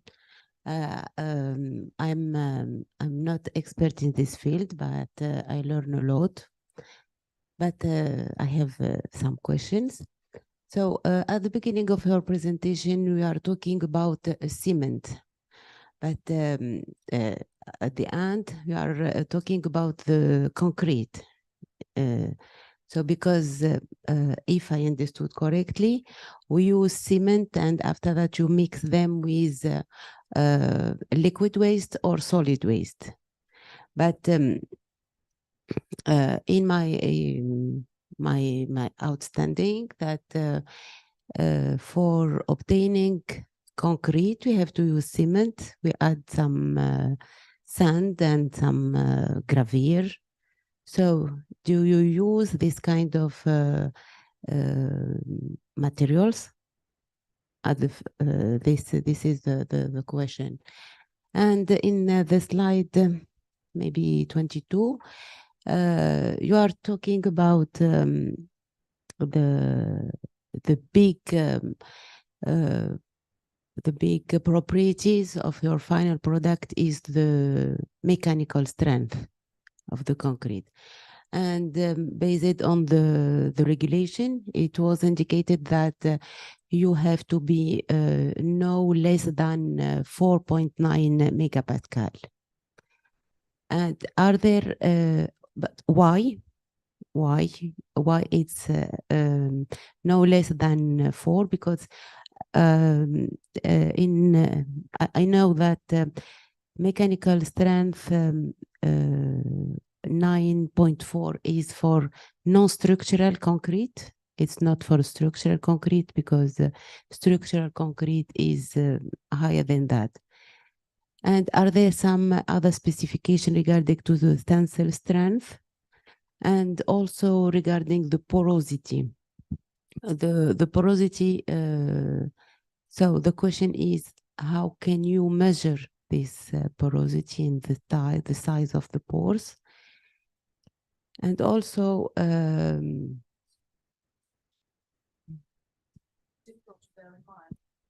maybe you will ask them step by step, okay? So the first question was about the difference between concrete and cement, right? Thank you. The first question was about difference between concrete and our cement matrix. Yes. Again, we can say that concrete, as a rule, is prepared using additives like a sand and gravel, some kind other maybe additives, and because it's a structural materials for build. Yes. And as a rule, this concrete has a very bigger compressive strength and other strengths because this is a construction materials. Yeah, as a rule, sometimes from 20 and maybe up to 60, 70 megapascal. But we don't have an aim to get a bigger strength and bigger strength. We just to need to connect radionuclides or maybe something to radioactive waste, and so we is not going to get the high compressors. We need to just connect bind radionuclides. For this, this volume of compressive strength was defined in the Russian Federation, and also we have this sort of volume from the international agency, yes, which is defined like a 10 megapascal. And so in our sphere, our fields, we don't use sand or gravel because we the main aim, our main aim to bind the radionuclides. And when we use just clear cement, only cement, and that in that case we can bind more radionuclides, more water, because the sand and gravel don't bind water. We need to bind water, connect with radionuclides and water, so on. So we use clear cement. Yeah. And second question.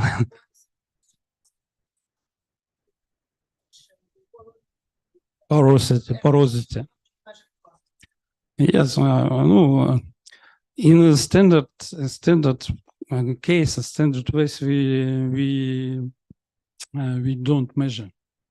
We don't measure porosity.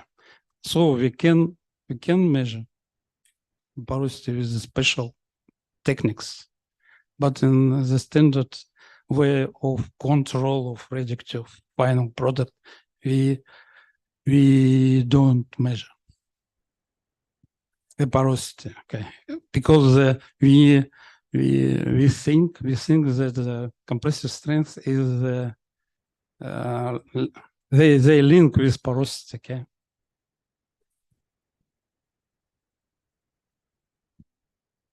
Yeah. You mentioned some figures. No, it's the concrete question. Yes. In the different properties, you mentioned that maybe for controlling your cementation, you irradiate them. And you are talking about the radiolysis of water that can give you, we know the radiolysis of water, many hydroxide, and also H2 and O2. And we say that O2 will be absorbed by your materials, but there are some problem with the production of H2 gases. So the question is it only for control? You irradiated the final product, or maybe you need to reach highest propriety of your final product? And thank you. Well, as I said before, hydrogen, O2 is absorbed into the matrix because hydrogen is very reactive. It's very reactive substances, which is absorbed in different compounds. Okay, but hydrogen H2, hydrogen can release from the matrix, and we sometimes in the storages we can control these substances like a hydrogen. This is not big problem, because when we build the storages, we have a system of ventilation. When the released gases can disposal from the storage, go off from storage. Where goes?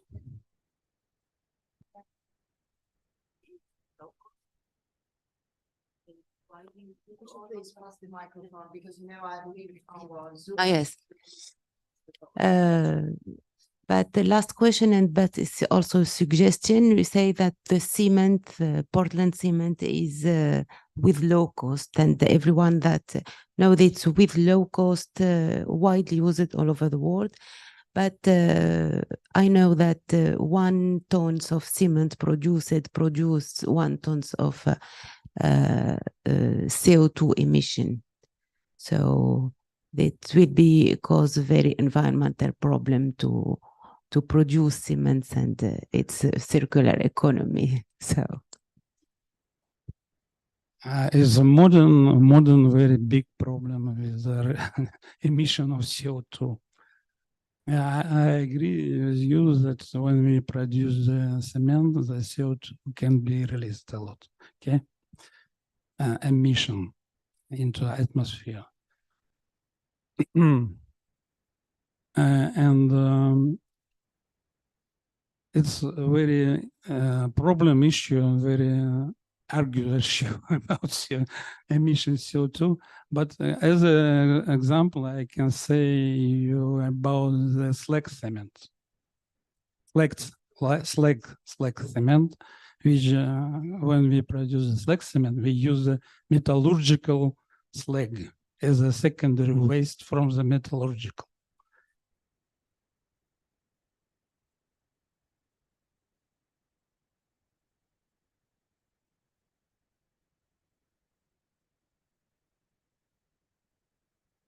Waste plastic.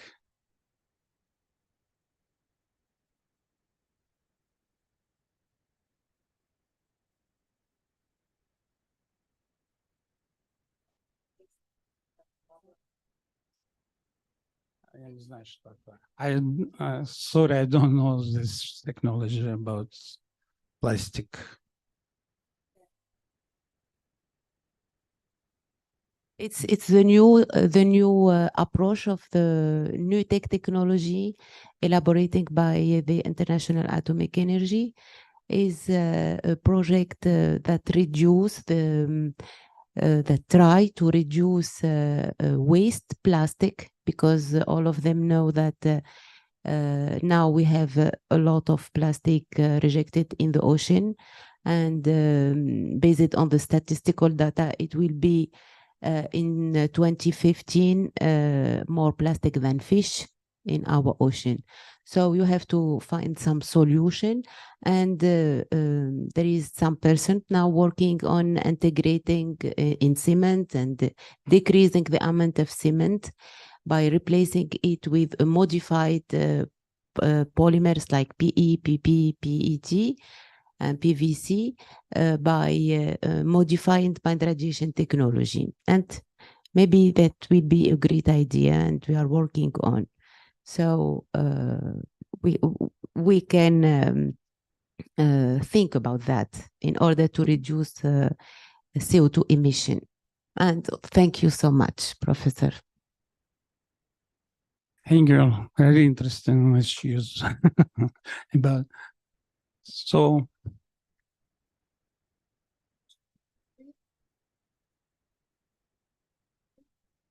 Don't mind. us. Okay. Thank you very much.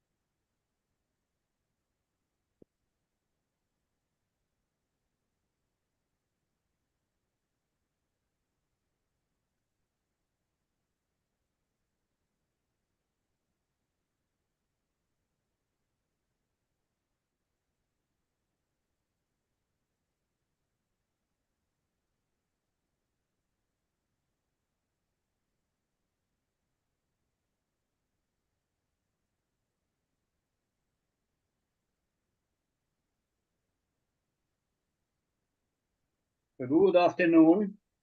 Good afternoon. Let me know, should we start our afternoon session? Can anyone confirm that it's time to start? It looks like it's okay, right? So, dear participants of the school, I'm introducing in this slot two topics which are different.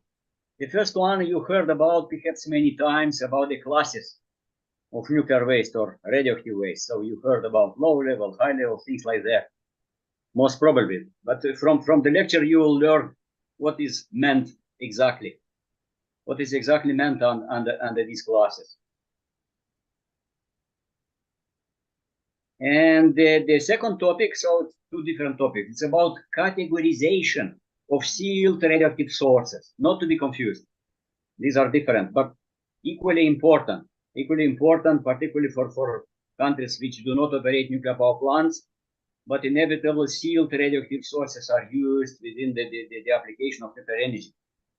Right, so let's go.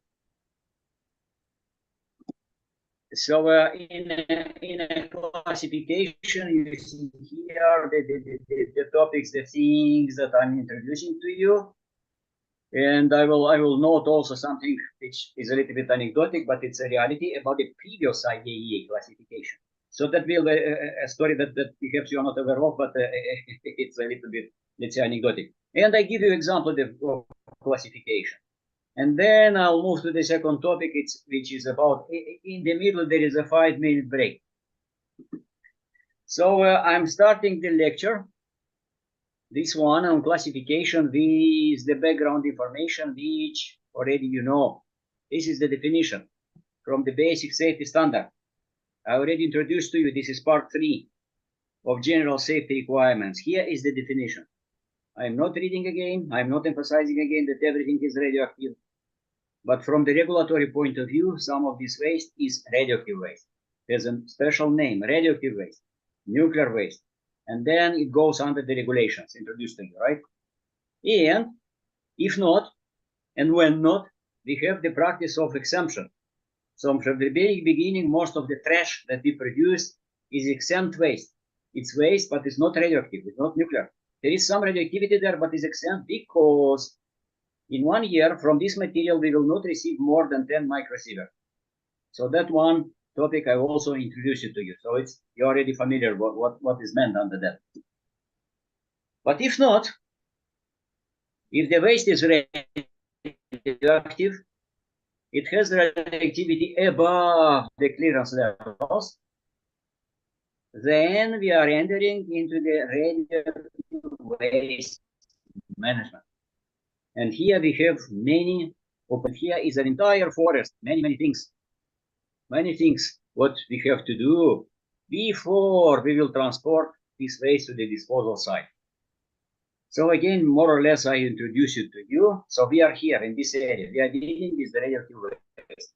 And we need a language if we speak about the radioactive waste, because different waste is not the same waste produced on the processing of nuclear fuel and the waste which is produced in a medical institution, in a hospital, let's say. And we have many administrative activities. We have here management systems. And again, this topic a little bit I introduce it to you. But they are also important, management systems, administrative activities, because by that,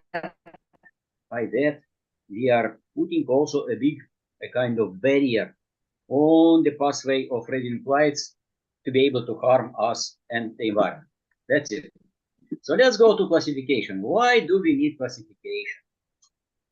If you are in the area, so it's this flower with these points, which explain why do we need classification, why to classify. So in administrative activities, things are starting with planning. So for planning, we need the classification of radioactive waste, to have the classes. To identify the hazard, how big is it? If it is a mouse, that we are scared of it, but in reality cannot harm us at all. or is a crocodile that is able to eat us. So it's a reminder of my yesterday lecture, right? So it's high level waste, which indeed, even from the point of view of radiation field, is extremely dangerous. Or is maybe a little bit above the background and it's not real hazard. To give guides to operators, then how should they organize their work? Uniformity, to maintain uniformity. If it is this waste of this class, if it will be the same or will be changed through the processing. For clarity, what we are speaking about, to be able to communicate in between us professionals, but also to communicate with the experts, with the people, even not experts from other fields. For comparison, how do we compare the low level, intermediate level? What is the difference actually? Informs policy and strategy and record keeping. The radioactive waste management activities last for long period of time.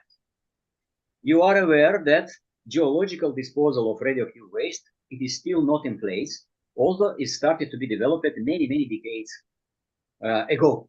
Nevertheless, except maybe VIP repository United States of America and CAVVAR, they say this is a repository for transuranic waste. And it is in reality a geological repository. But for high-level waste or spent fuel, there is no such repository operating yet. And I don't know when it will start to operate. So it's a very long activity for some of waste, for spent fuel and for high-level waste. And we need to care about record keeping.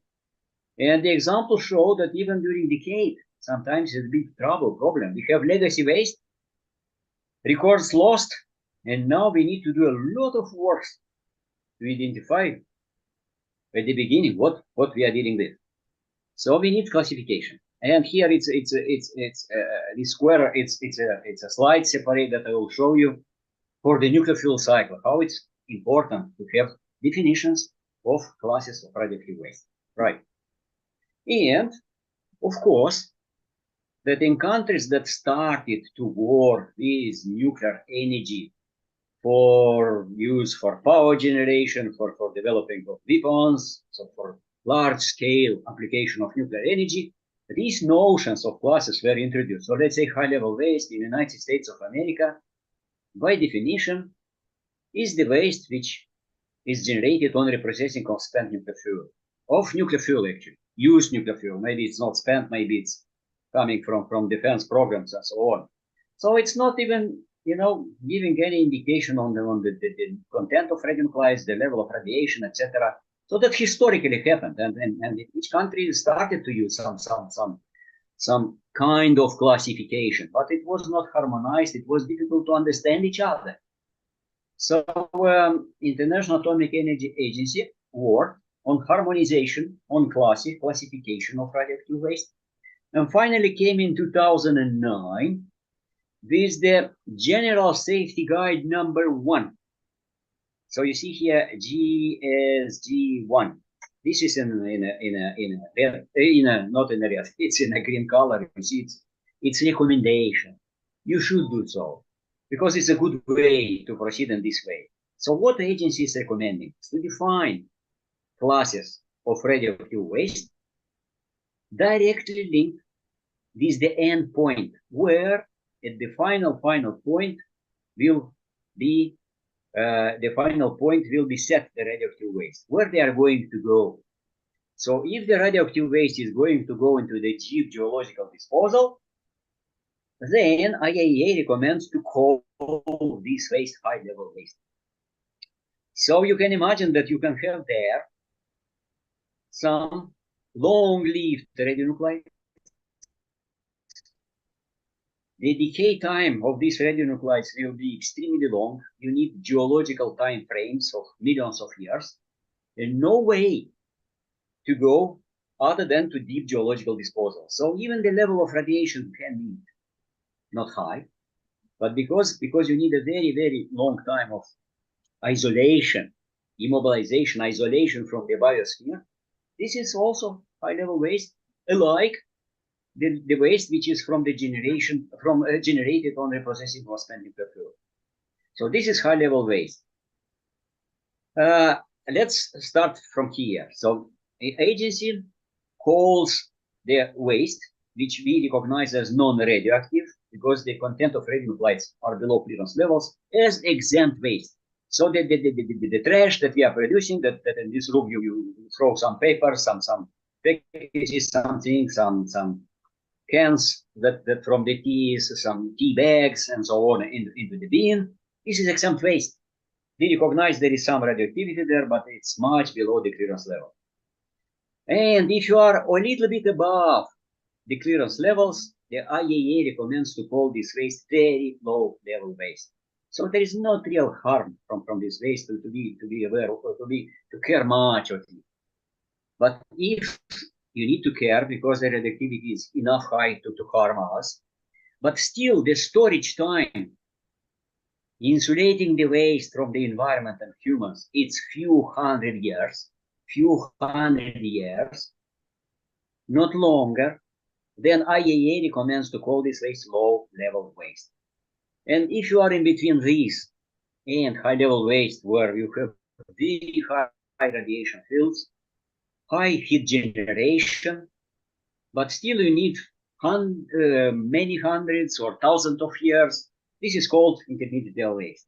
So the IAEA, in its classification, so I'm genetically describing you this classification in simple words, plays in two axes. The vertical is the activity content. So you go into this direction, into the area of high-level waste, very high. And into horizontal direction, this is the half-life. These are two parameters that are accounted. And here there is a corner. This is a very short-lived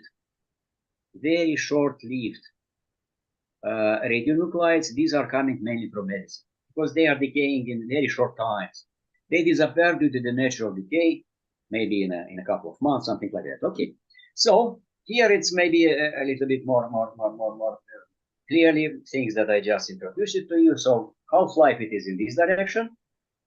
There is here a line of 30 years, and IAEA says that these radionuclides, the half-life shorter than 30 years or equal, these are short-lived, not very short-lived, just short-lived radionuclides. If longer, they are long-lived. So you see here, this is exempt waste. Then if you have very low level, they can go to landfill disposal, low level, near surface disposal, intermediate level, intermediate depth disposal, high level, deep geological disposal. And vertically, you go up and up and up, this activity content. And here's the corner for very short-lived radionuclides. Okay. So the first thing is about the short-lived waste and long-lived waste. That depends on the content of radionuclides with half-life longer than 30 years. If you have enough high content of such radionuclides, enough high, then you are in this part here. And we say this is long-lived waste. So because of the high content of long-lived radionuclides, you need to store long time long-lived waste. The question is about if you have 1,000 years or longer. This is long-lived waste. Short-lived waste, when you have small amount of long-lived radionuclides. How small? Where is the border? There is no exact number in the IAEA classification because it was not possible to agree on.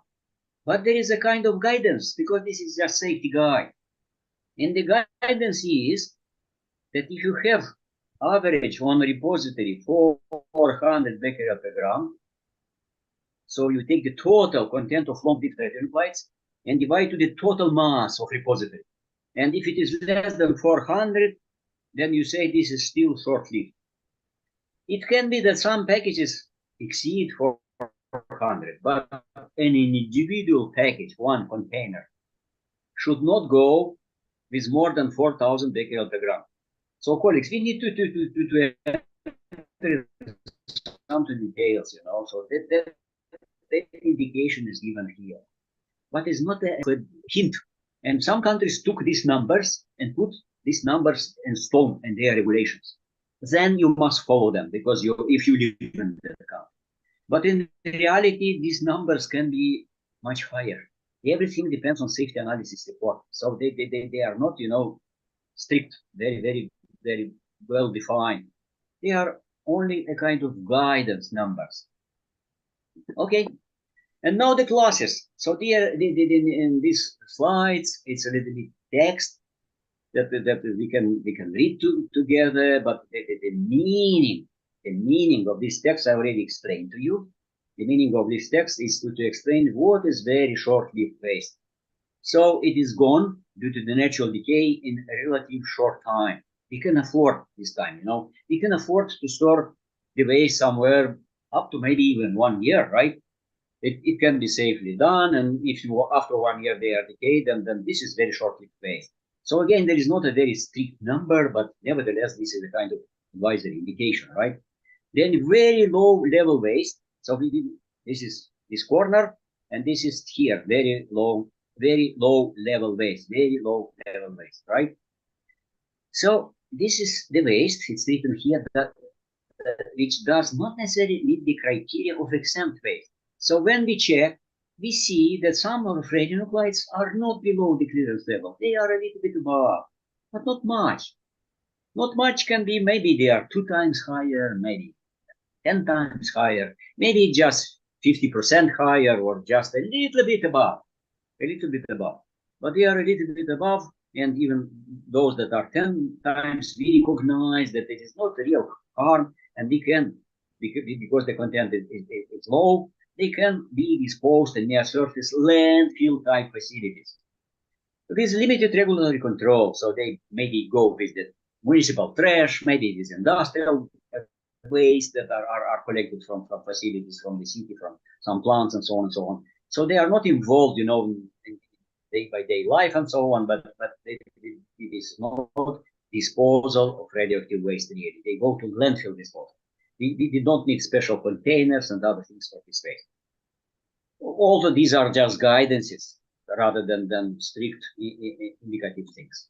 Then we go to the waste which has higher, so we see here, higher activity content compared to very low level waste. So maybe we are 100 times above the clearance levels.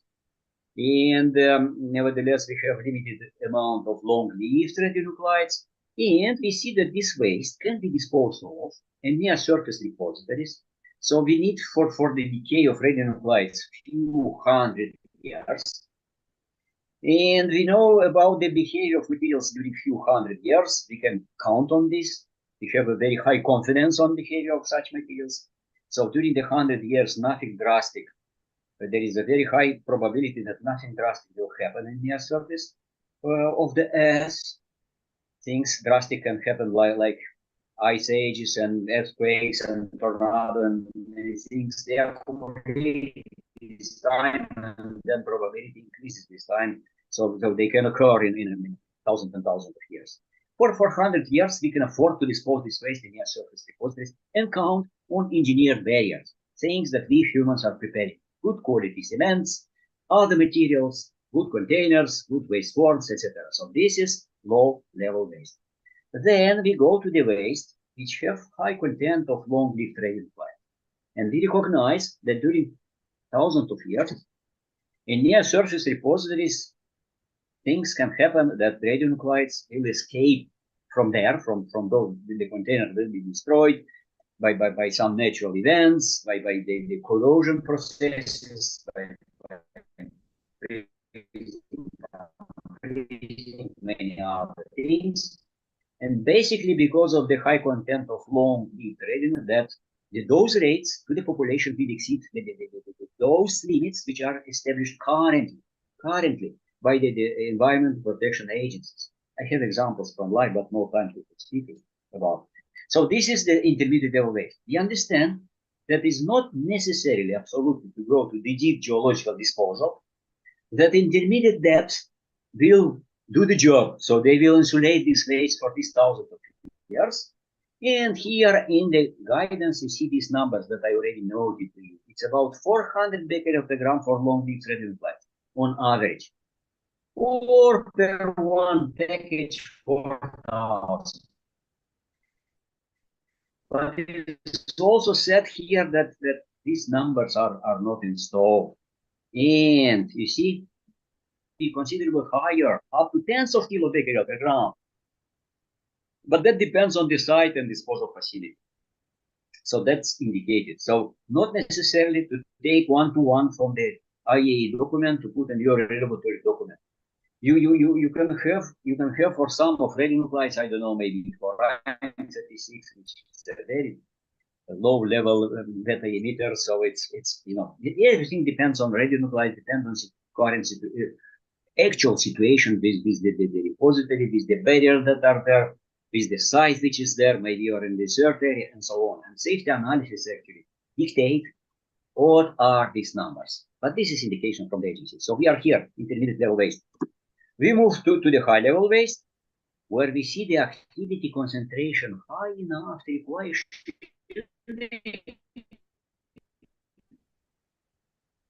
in handling operation. We need to shield.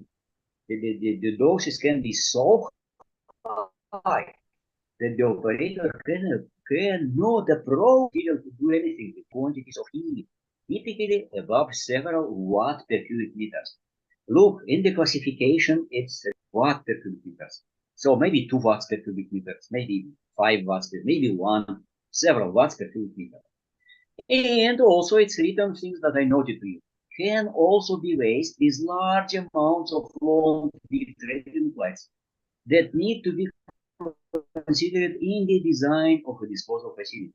Then we need to go to deep geological facilities in a stable geological formation where we know from the experts in geology, from geologists, that this formation, it is there for these millions of years and is going to be there with the same conditions for the other millions and millions of years.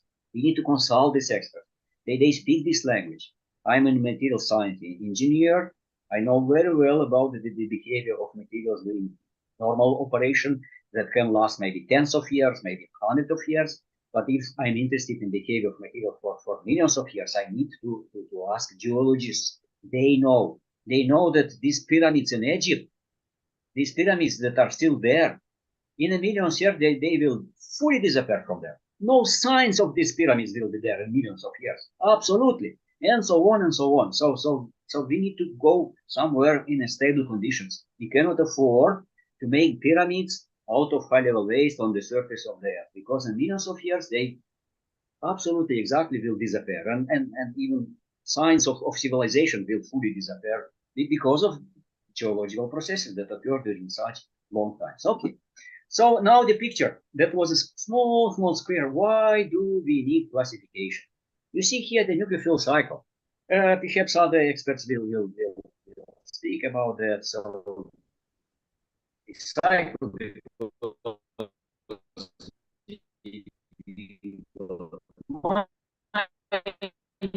then we manufacture the fuel, we operate the power plants, we produce used fuel, but nevertheless, still both waste are produced at different stages. What kind of the waste, and you see these abbreviations appear. HLW, so high level waste, intermediate level waste, low level waste, etc. So we need the language, we need this classification. Okay. So a short story about previous IAEA classification. So you see here the classification safety theory guide, published in 1994, classification of radioactive waste. And the anecdotal thing that I would like to, and we do mistakes. And everyone can do the mistakes. And in biology, the mistakes that occur in the genetic code allow the development of everything. So starting from simplest creatures in the nature and ending with the humans, and via these mutations, the progress is possible. But the point here is that even in the International Atomic Energy Agency, from time to time, mistakes can be done, and the mistake was in the classification, and it was published and it was used, and unfortunately, potentially it is still used somewhere where it was not much care about the text from these documents from IAEA, because once again, the IAEA documents are prepared by international experts, the leading experts in the world, are bringing their expertise to the agency. So they are preparing all kinds of these documents, which are there checked, approved, and so on and so on. Nevertheless, through these filters, sometimes mistakes are passing through. And the terrible mistake that was in the previous IAEA classification was that the borderline in between the intermediate, low intermediate level waste, you see, this is copy-paste from a previous classification. It was not several watts per cubic meter. It was 2 kilowatt, 2000 watts per cubic meter. And this mistake, would we follow it, could cause meltdown. You know what is meltdown? It was a movie, China Syndrome. Meltdown occurred in Chernobyl when the core of reactor was not anymore cooled down. And because of heat generation, which was like this, started to melt everything around it. And this blob with molten material started to move down.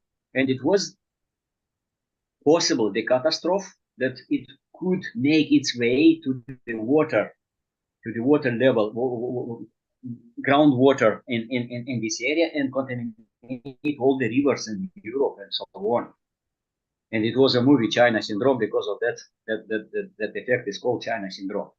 So that was a terrible mistake, which with my Russian colleagues we identified, and then we started to communicate with the agency to revise it, to make amendments to the classification, and never to repeat it, because that was really very, very dangerous to follow.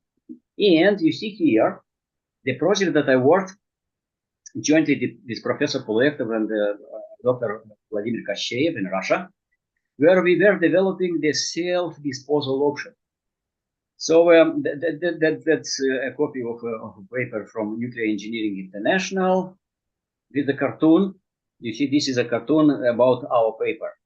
But the idea was, actually, we were proposing to make probes, because till now nobody could enter into the mantle of the Earth to investigate what is made out of. And our proposal was to put some cobalt sources into a sphere made out of tungsten, to put it somewhere in a borehole. So you see here near Hawaii, let's say, and to let it go down by melting everything around to get onto the mantle and much deeper, not to the very, very core, but to enter maybe several hundred kilometers in and deeper, and to investigate via acoustic emission. I led such a project in the University of Sheffield on acoustic emission on melting of granite. So that was the idea. And we then found that we need this kilowatt per cubic meters rather than watts. So, and then we checked with the IAEA, this terrible thing, and we started to speak with the Department of Safety and other experts in IAEA, so that finally surrendered. And nowadays we have, instead of kilowatt, we have few watts per cubic meter, which only in this case it's safe. So that's things that just show that from time to time we can. So the old classification is superseded by the new one. The new one has the correct data on heat generation.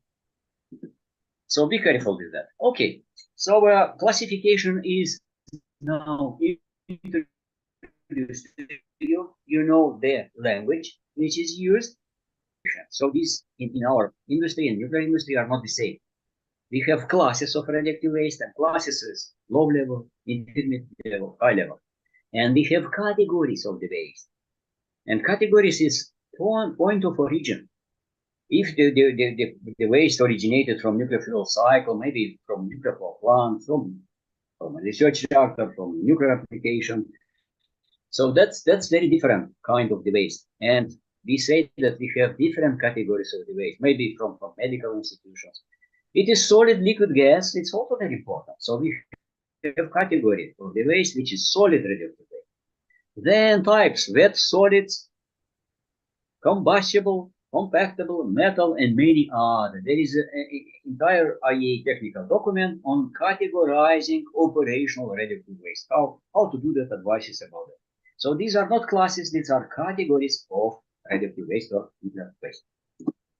Now a couple of examples, because many countries still use common systems, which were customized that they fit their local needs, and the trend of using IAEA methods to classify the radioactive waste, and there are many reasons to do so. The countries that signed the joint convention, they submit every year the reports to IAEA, and then they inevitably must use the IAEA classification. Then harmonization, interaction between countries, we need the common language. Because of that, everywhere in the United States of America, they now tend to move to the direction of using IAEA classification. And IAEA classification means disposal endpoint. It's most commonly used to define waste classes, as recommended by the IAEA. This is a cover of a book. It's a very thick book that I published with Professor Carol Janssen and William Lee about the practices, where also there are chapters about classification in different countries. So it's a kind of overview of what's happening in different countries, in China, in European countries, in the United Kingdom. We got in United Kingdom a classification scheme which looks very much as IAEA classification. But look here, we have very low level waste, low volume, and we have very low level waste, high volume. And here in our classification, we got some numbers. Some of them look very, very similar to those which are recommended by the IAEA as examples.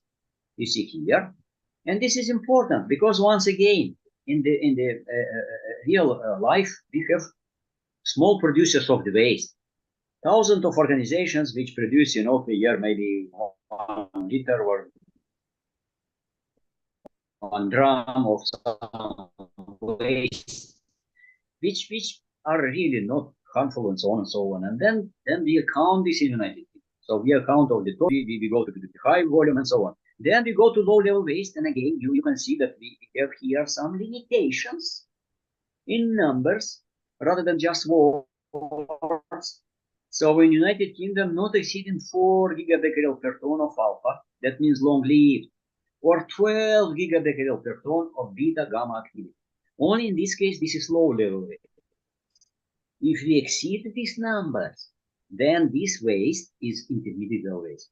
And when we have the temperature, you see, when the temperature may rise significantly as a result of their decay activity, then, and this factor must be accounted, then in United Kingdom we call this waste high-level waste. This is not made, from my point of view, the best in the world, but it's in line absolutely with the IAEA classification, a part that has some exact numbers, which allows an operator to be certain what is what, and then communicate this and follow all the schemes that are recommended to do this. This is a scheme from Russian Federation. I like it very much because as a scientist, you see here precise numbers. And if you look to this table, that one, I also like it very much because this is for tentative classification. Tentative, identify the content. But tentatively, you can take a dosimeter, you can approach a material, measure the dose rate, or measure the surface contamination, like in this table. You see here, dose rate in milligram per hour. And then if this dose rate falls in these intervals, you say tentatively, this is, let's say, if it is more than 10 milligram per hour, you say tentatively, this is high level. And only after measurements, you will know about the content of tritium, the content of beta, the content of alpha, the content of transuranic, and be more certain what really is this class of waste, again, with the exact number. So, again, as a scientist, I prefer exact numbers. So I would say that this is a very good classification scheme to be followed scientifically, because if you have exact numbers, you can make a device, you can make a robot, you can put to this robot, the job of classification will be properly done based on exact numbers. Okay, let's move. So now comparison. If you take some nuclear fuel components and we look to different countries, you see different names in different countries nowadays. So Belgium, this will be type B. In Finland, such waste, because they have no reprocessing, they do not have at all. In France, this is intermediate level waste, but long-lived. In Germany, non-heat generating waste. In Japan, long-lived, low-heat transuranic waste. In United States, this is low-level waste, but is greater than class C or transuranic if contaminated with alpha radionuclide. So the national classifications specify the names a little bit different from those recommended by the IAEA. So that's conclusion on classification, and you see here it's classification nationally based. Conceptual scheme serves as a model and based on activity level and half-life, and is focused on disposal routes. And some countries continue to base their classification on the simple 1994 scheme. So now 5 minutes, have a break, a breath, and in 5 minutes I will get back for the sealed radioactive sources.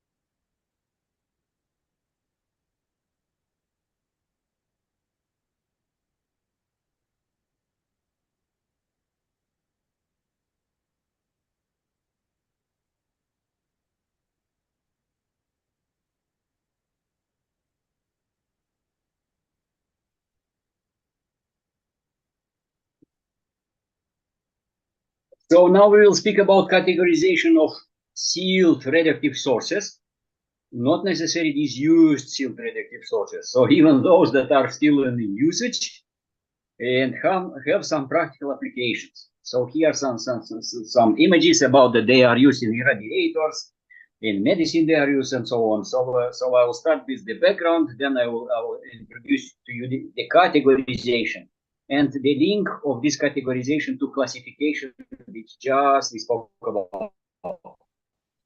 And a couple of words about the code of conduct, about the sealed radioactive sources. So the point is that there are small devices, really very small. So here you see the photograph, so the ruler, so you can compare the sizes. So the sizes they can look like a pencil, like really a very, very small device, shining, very nice look of it, which contain large amounts of radioactivity, radionuclides, fixed inside in a capsule. Because of that, they are called sealed radioactive sources. So not unsealed, not open, not solutions, not a material that can contaminate you from itself, but is in a capsule. And these sealed radioactive sources are used because of their radiation. And they are then inside of some devices which utilize just the radiation from these materials, from highly radioactive materials. So they are really very, very extensively used. They are used in many branches of industry, in agriculture as well, in medicine, in the research. And if you look to the application use of sealed radioactive sources, you can find these materials on the globe everywhere, in all the countries. So with nuclear power, it's just not so many countries are using, few countries, let's say, then for sealed radioactive sources, practically everywhere they are used. And millions of sources overall are in the world.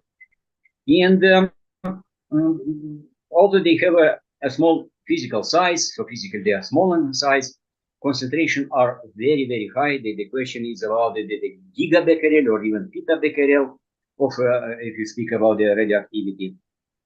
And these are the tables that for different radionuclides taken from IAEA publications. You will not be able to from far to read that.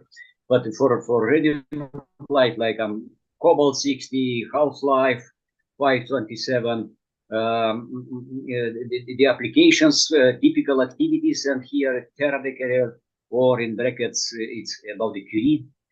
These are physical form metals and gamma rays emitted. So on average 1.37, but there are two actually strong gamma rays, 117 and 133 mega electron volts, and so on. Then we got cesium 137, iridium, americium, selenium. So all kind of radionuclides and their applications, and these sources can contain all kind of radionuclides for some or other uses.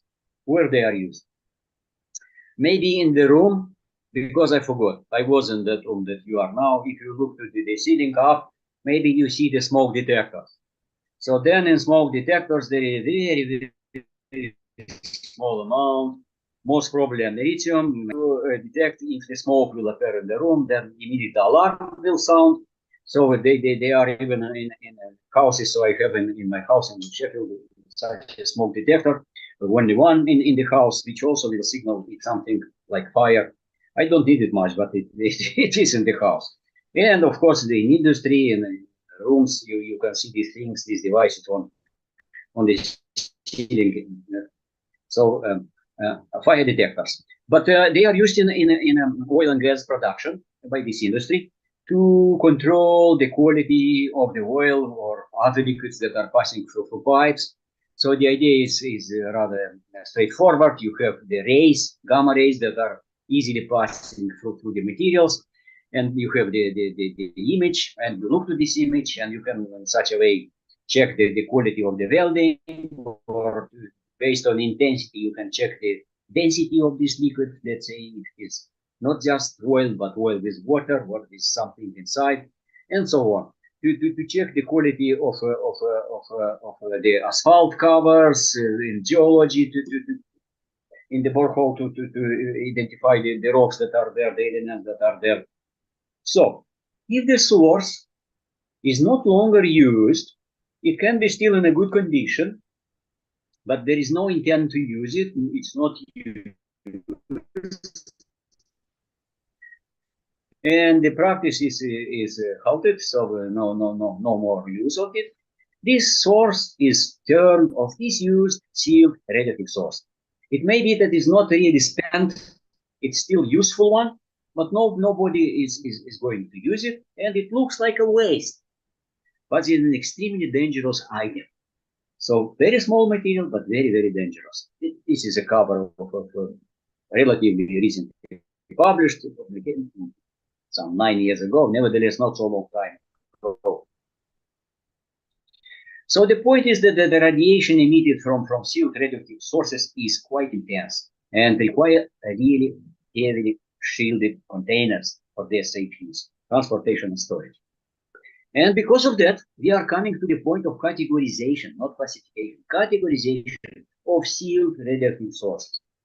So it was publication, this technical document published in 2003, and then a safety guide that gives advice on categorization of radioactive sources. So this categorization is done based on source potential for causing deterministic health effects. When we are doing safety analysis report and nuclear waste management, we are working with the extremely small doses which are comparable with the background doses. So we are considering stochastic effects that happen with just few representative of population. They are probably will happen, but most probably not at all. And these effects are stochastic, so only the likelihood can be calculated that effects will occur. When we do categorization of sources, we are speaking on deterministic effects that will 100% they will happen. So it's completely different situation compared with the safety analysis and radioactive waste management when we speak about categorization of sources. So we aim to doing this categorization to inform risk-based decision making, to provide safety and security, so to avoid accidents, malicious use, for do emergency planning for orphan sources, and we are here focused on sealed radioactive sources used in industry, medicine, agriculture, etc. So what is the approach? Because we are doing categorization based on deterministic effects. We are calculating on a so-called value, an activity value specific to a radionuclide above dangerous. And this value is specified in an application published a long time ago with these numbers by the IAEA.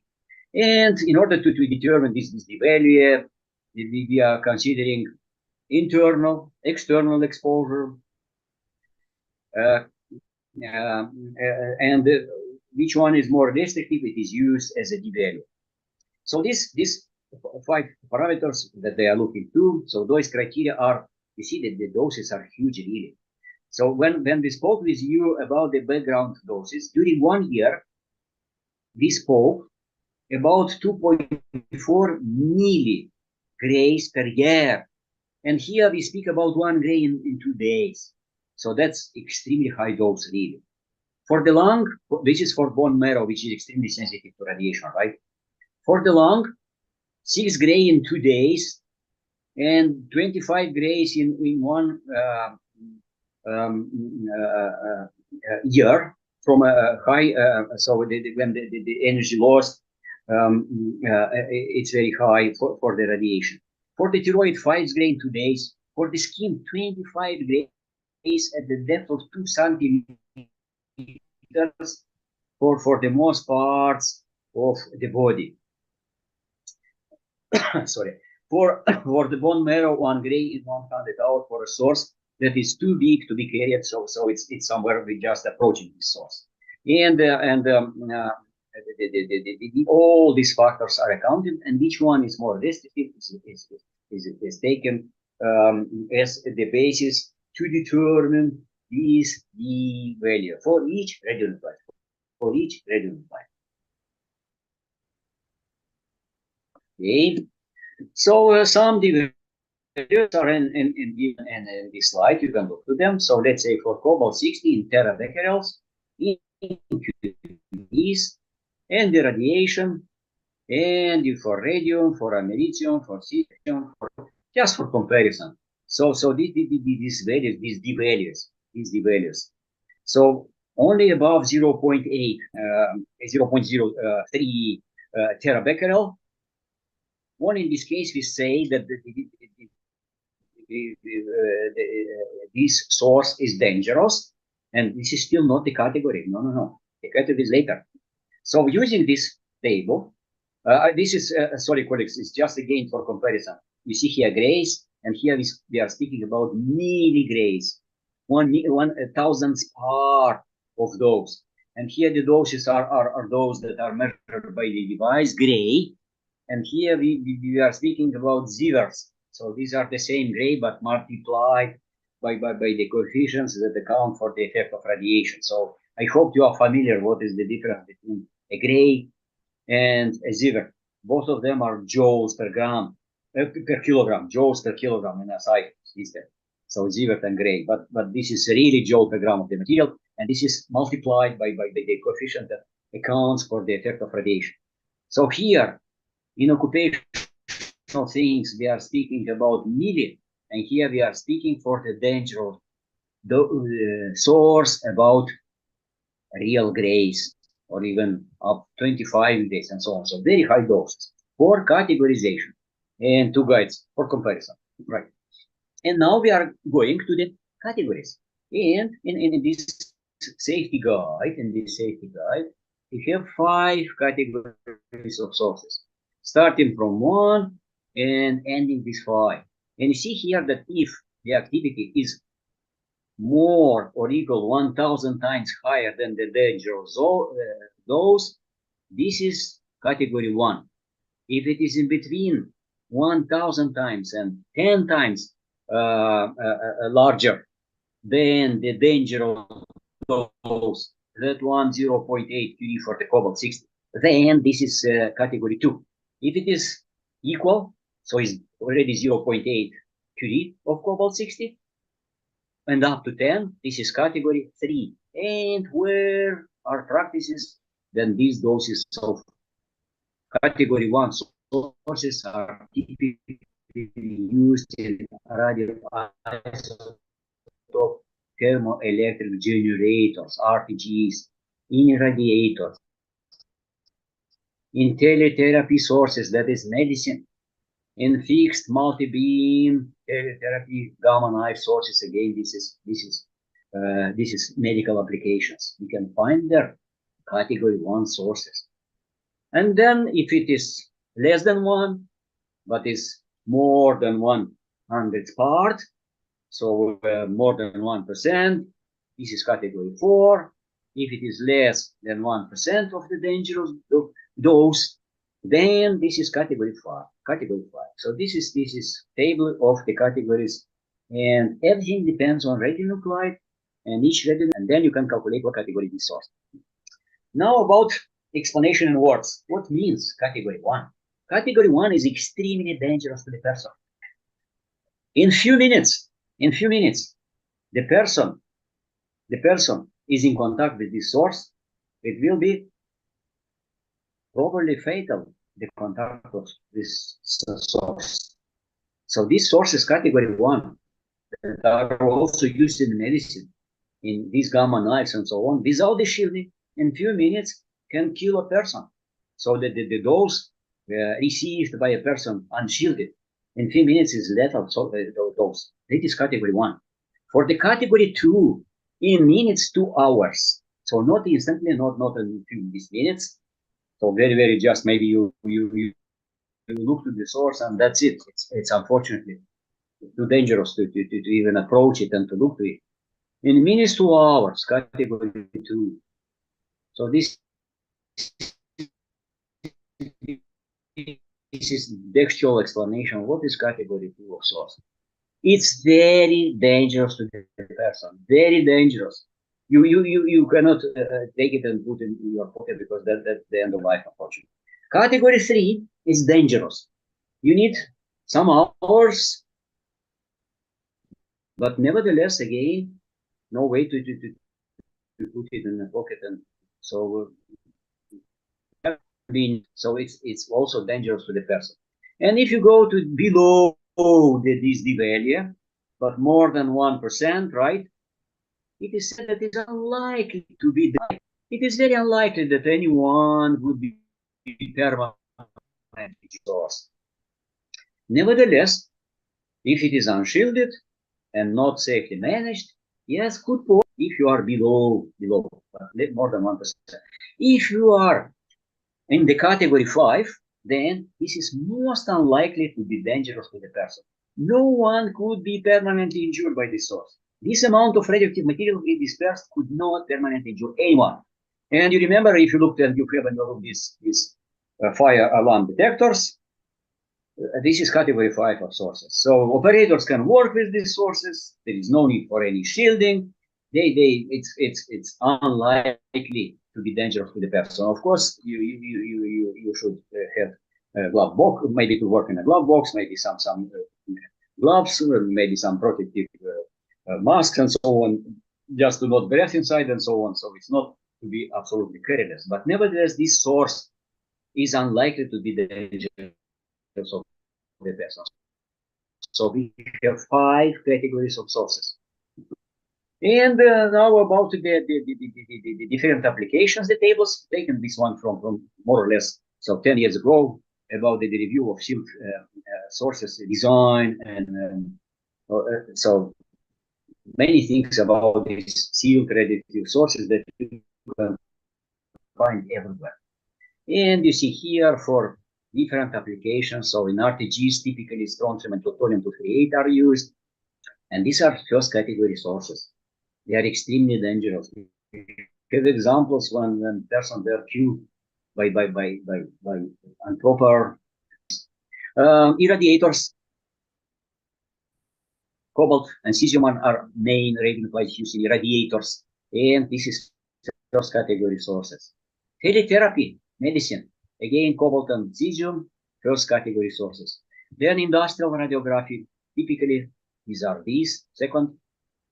Brachytherapy, medical use. So it is brachytherapy, it is when the source of radiation, it is put in direct contact with the tumor in order to kill the tumor, to cause its disappearance from the patient. But an operator should operate the source in brachytherapy. So this is category 2. They are dangerous. And of course, they irradiate and other parts of the patient. Nevertheless, brachytherapy is used and is saving lives. Geologists, well lodging, moisture gauges that are used to check, let's say, the quality of paving of roads and so on. American beryllium, cesium, you see here California, and this is category 3. So they are still dangerous. So up 3 and 1, 2, and 3, so this is extreme. This is still dangerous source. And only if you move, see number 4 in industrial affair that are less dangerous, and even 5, it depends. And we need to speak a little bit about classification of these sealed radioactive sources. So sorry. So categorization of sealed radioactive sources, it is used by operators of irradiators, by managers of nuclear waste disposal sites, by organizations which deal with radioactive waste management, but looking to the operational safety. So the point with this categorization is such that we are looking how dangerous is the radiation from the sources. So we were looking to the values of the sources. We were looking to the doses that operator can receive, and we categorize sources as 1, 2, 3, 4, 5 based on the danger that it's arising from the radiation that is coming from the sources. When we are moving to the radioactive waste management, then the end point in radioactive waste management is the end point, the final destination is disposal. And in the disposal, of course, that operator of a disposal facility needs to know the danger which is coming from the radiation fields. What are the dose rates near these materials that are just brought to the disposal site? And then even the operator of a transportation organization, which is transporting the materials to the disposal site, again, he's checking transport regulations where we have direct indication on the dose rates, but he can use an overpack to ensure that the dose rate is not very high and so on. Anyway, they are interested to know the danger from radiation fields, and they are coming to the point to know the category of sources that are brought to the organizations. What category of source is going to be transported? What category of source is brought for the disposal in a disposal facility? Or maybe in a radioactive processing organization, what category of source it is brought, and what should be the measures to ensure that operators are safely operating these materials. So they need to know that.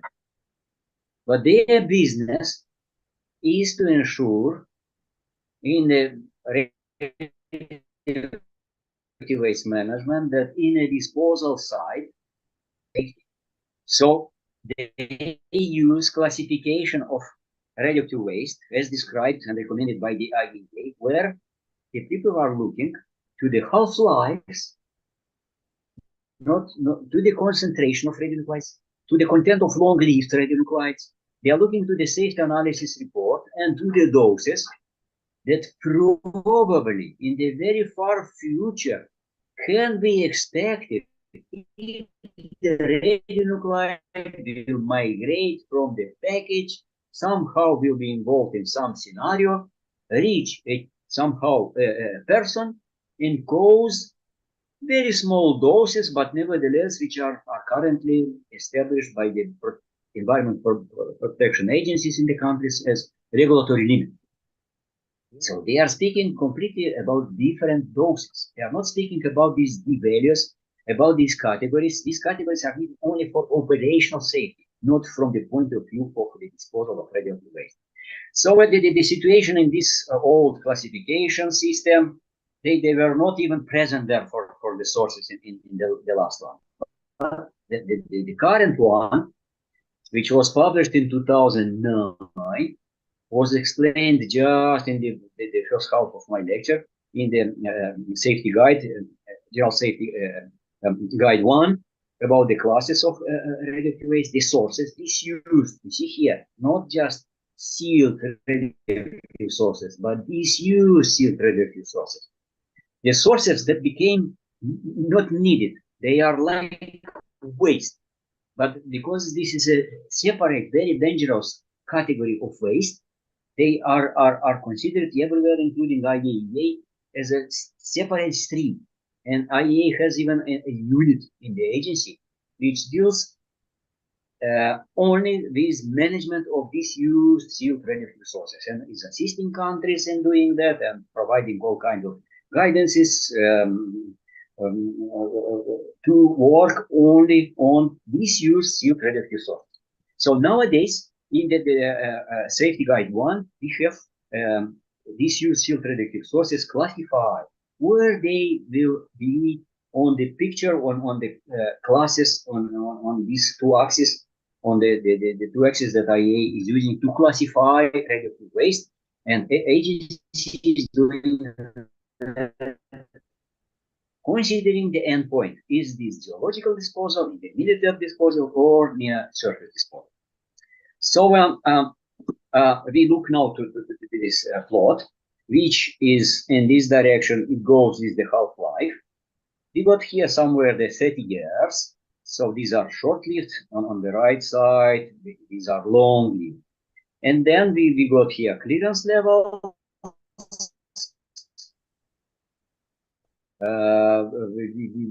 we got here increase of activity, and here on this axis of the gram. And here these classes, exempt waste, so non-radioactive conventionally, very low level, intermediate level, high level waste. And where are here the sources? And I put here, a table, and here there are some numbers. So just not entering now into the details that are in the table. You may pay attention that if you look here, some of the sources are very short-lived. You see, in this corner. So activity is high in this direction, right? But they are in this corner, and perhaps we will be able to store them, and they will decay naturally. Then many of the sources here, at least two red here spots. So two types of the sources, they can be considered activity is quite high. It goes above this 400, even for alpha, for long lived. But nevertheless, they are still low level waste. Then for red spots, these some numbers that are specified in this table. These are intermediate level waste, and at least in these examples provided by the IEA, they are not even entering into the area of high level waste. Because they are considered as individual sources, and although the activity is extremely high, there is no real problem with the heat generation. But if you will collect several sources like this one, but put not one, but you put then 50 such sources, or 20 or 100 such sources, you can get immediately into this area, because the heat generation will become so high that you will exceed few watts per cubic meters. So that is for one source. If you have many of them, you suddenly move into the area that you need geological disposal to go very deep underground. Or to spread them to avoid any overheating. So this is the table. So now I put here in a small scale the plot, these red spots. And here, what are these examples? So what was one? You see here, these were short-lived really. So the half-life was 100 days. Activity quite high, volume small. That was yttrium or gold 198 in brachytherapy, medical application. Brachytherapy, you see here. That was for tritium. Can be also cobalt here, but nevertheless, the activity limited by 10 megabecquerel. A small unit, just one source, and the half-life less than 15 years. Because of that, these two were in this corner here.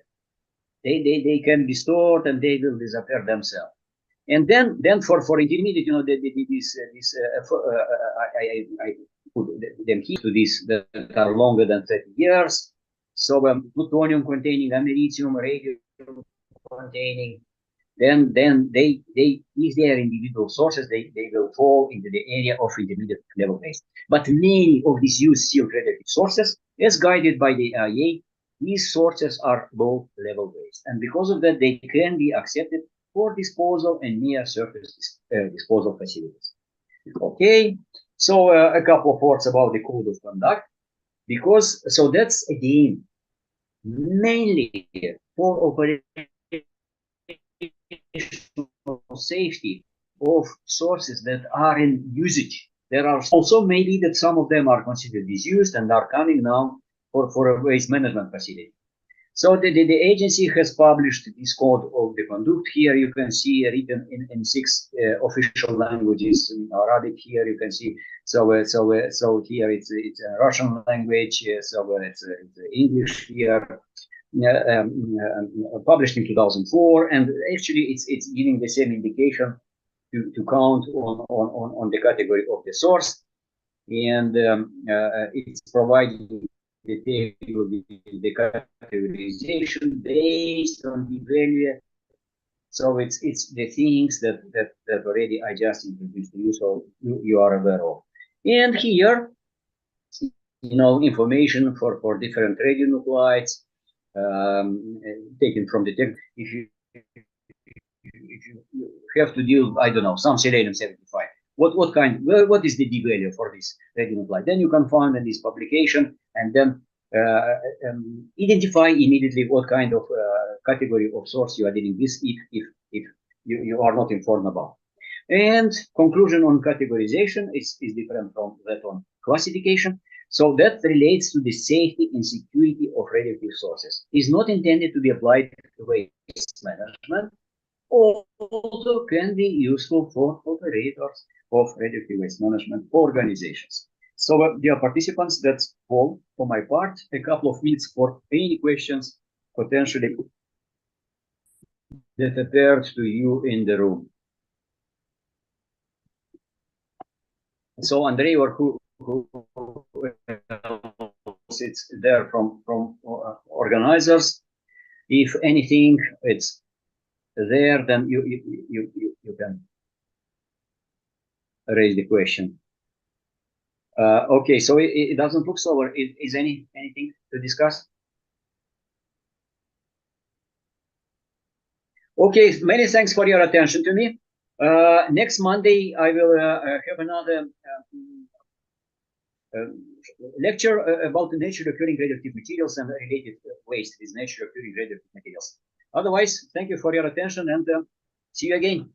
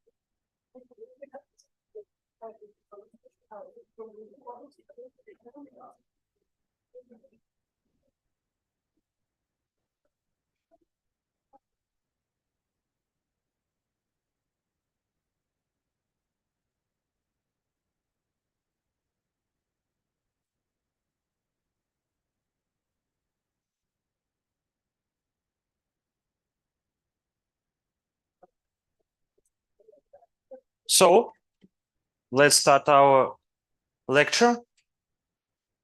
Yesterday, I think that my lecture will be at. Okay. Yesterday, I think that my lecture should be at 5 o'clock, but it has been moved and shall do.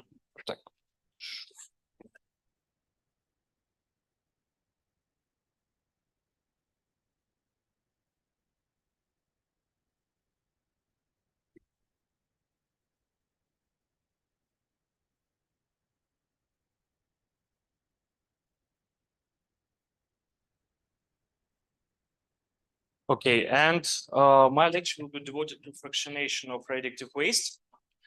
So yesterday, I think that was a lecture about nuclear fuel cycle. And today we are going to talk about a special part of it, is handling of HLV, where we can find HLV in the nuclear fuel cycle.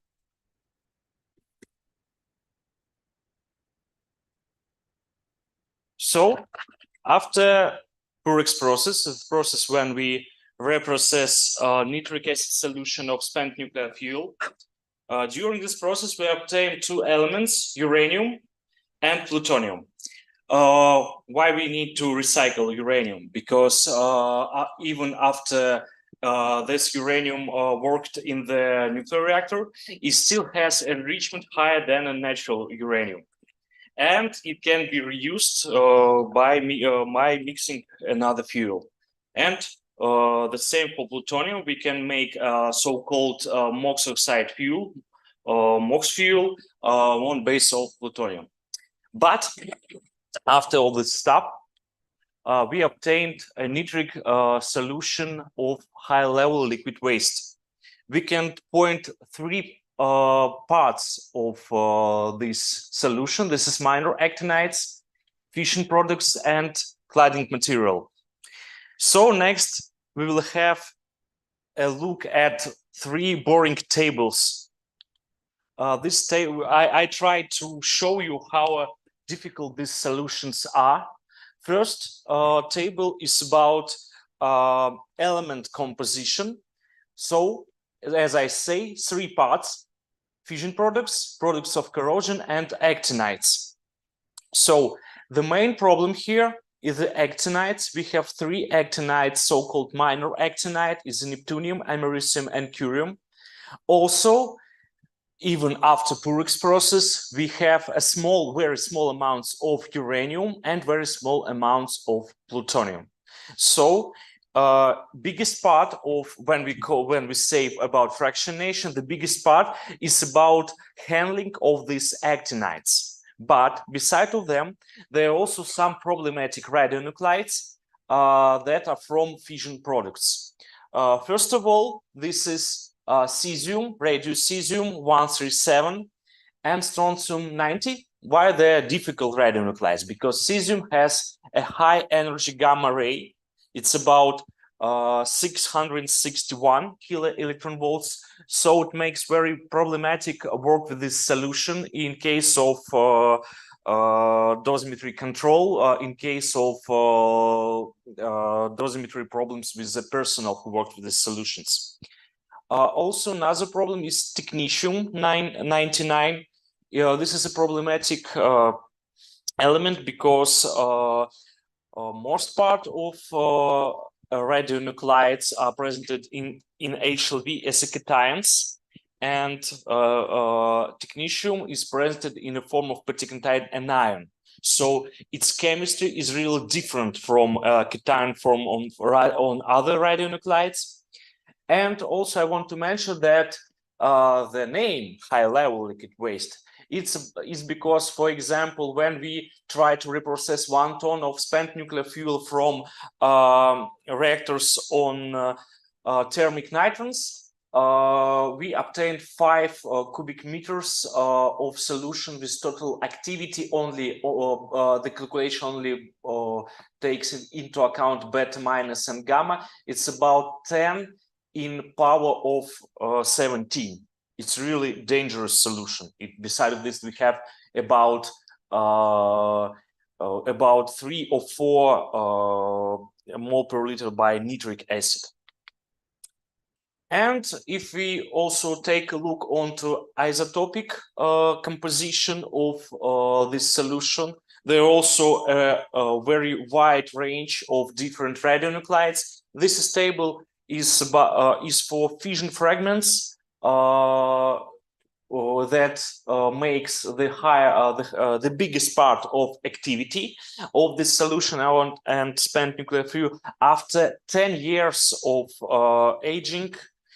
And you can see that, first of all, for example, for actinides that are still presented in HLV, we have for neptunium, we have 1 main radioisotope, for americium about 3, and for curium even 5 isotopes. So, and even from isotopic point of view, it also very difficult solution to process with it.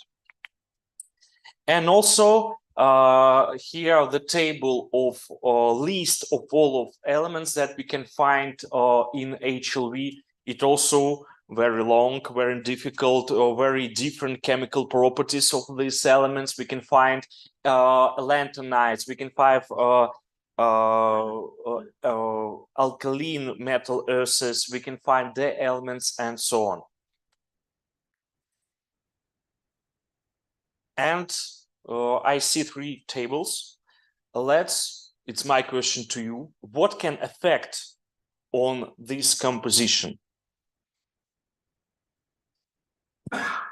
Any ideas?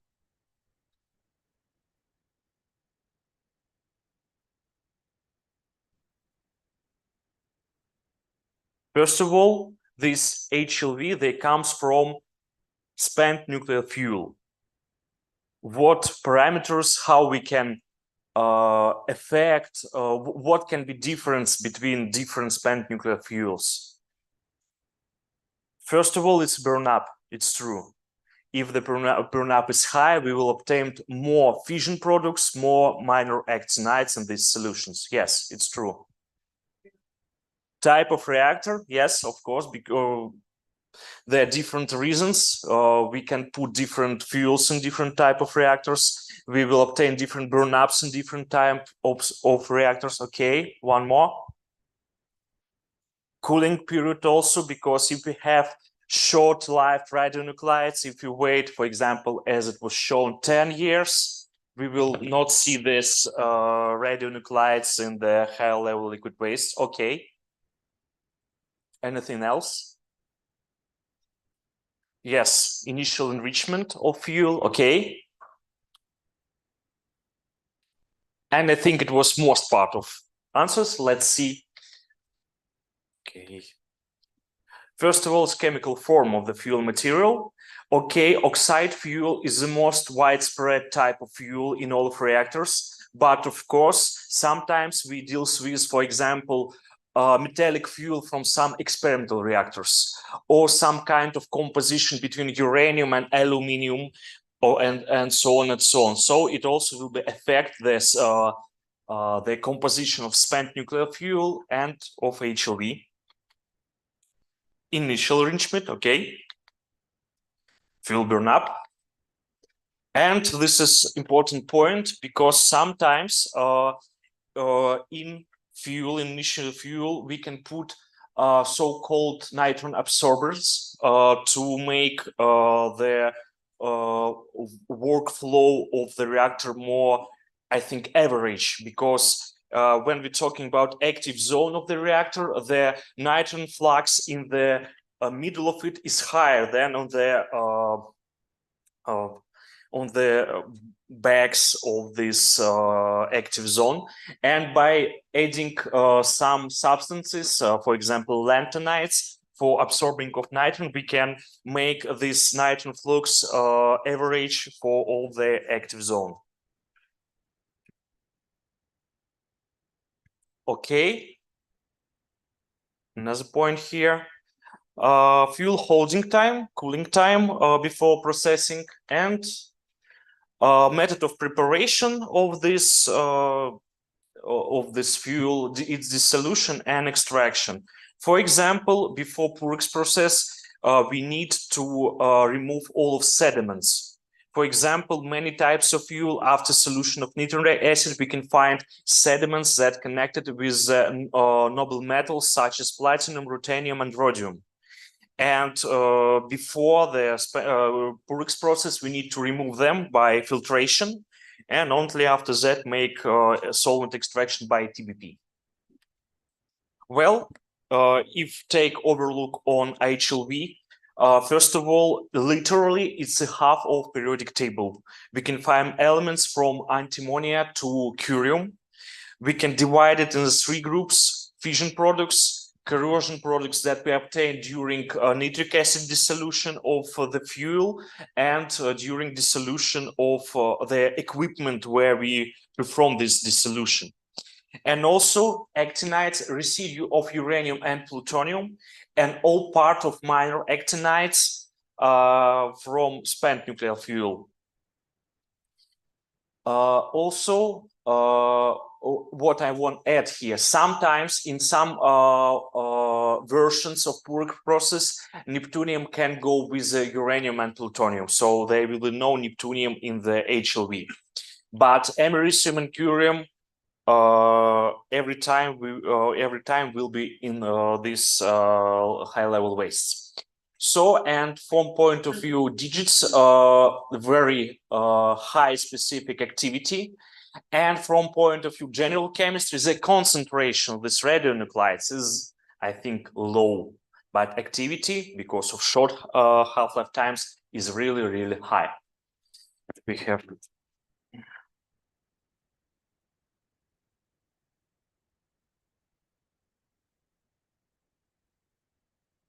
Oh.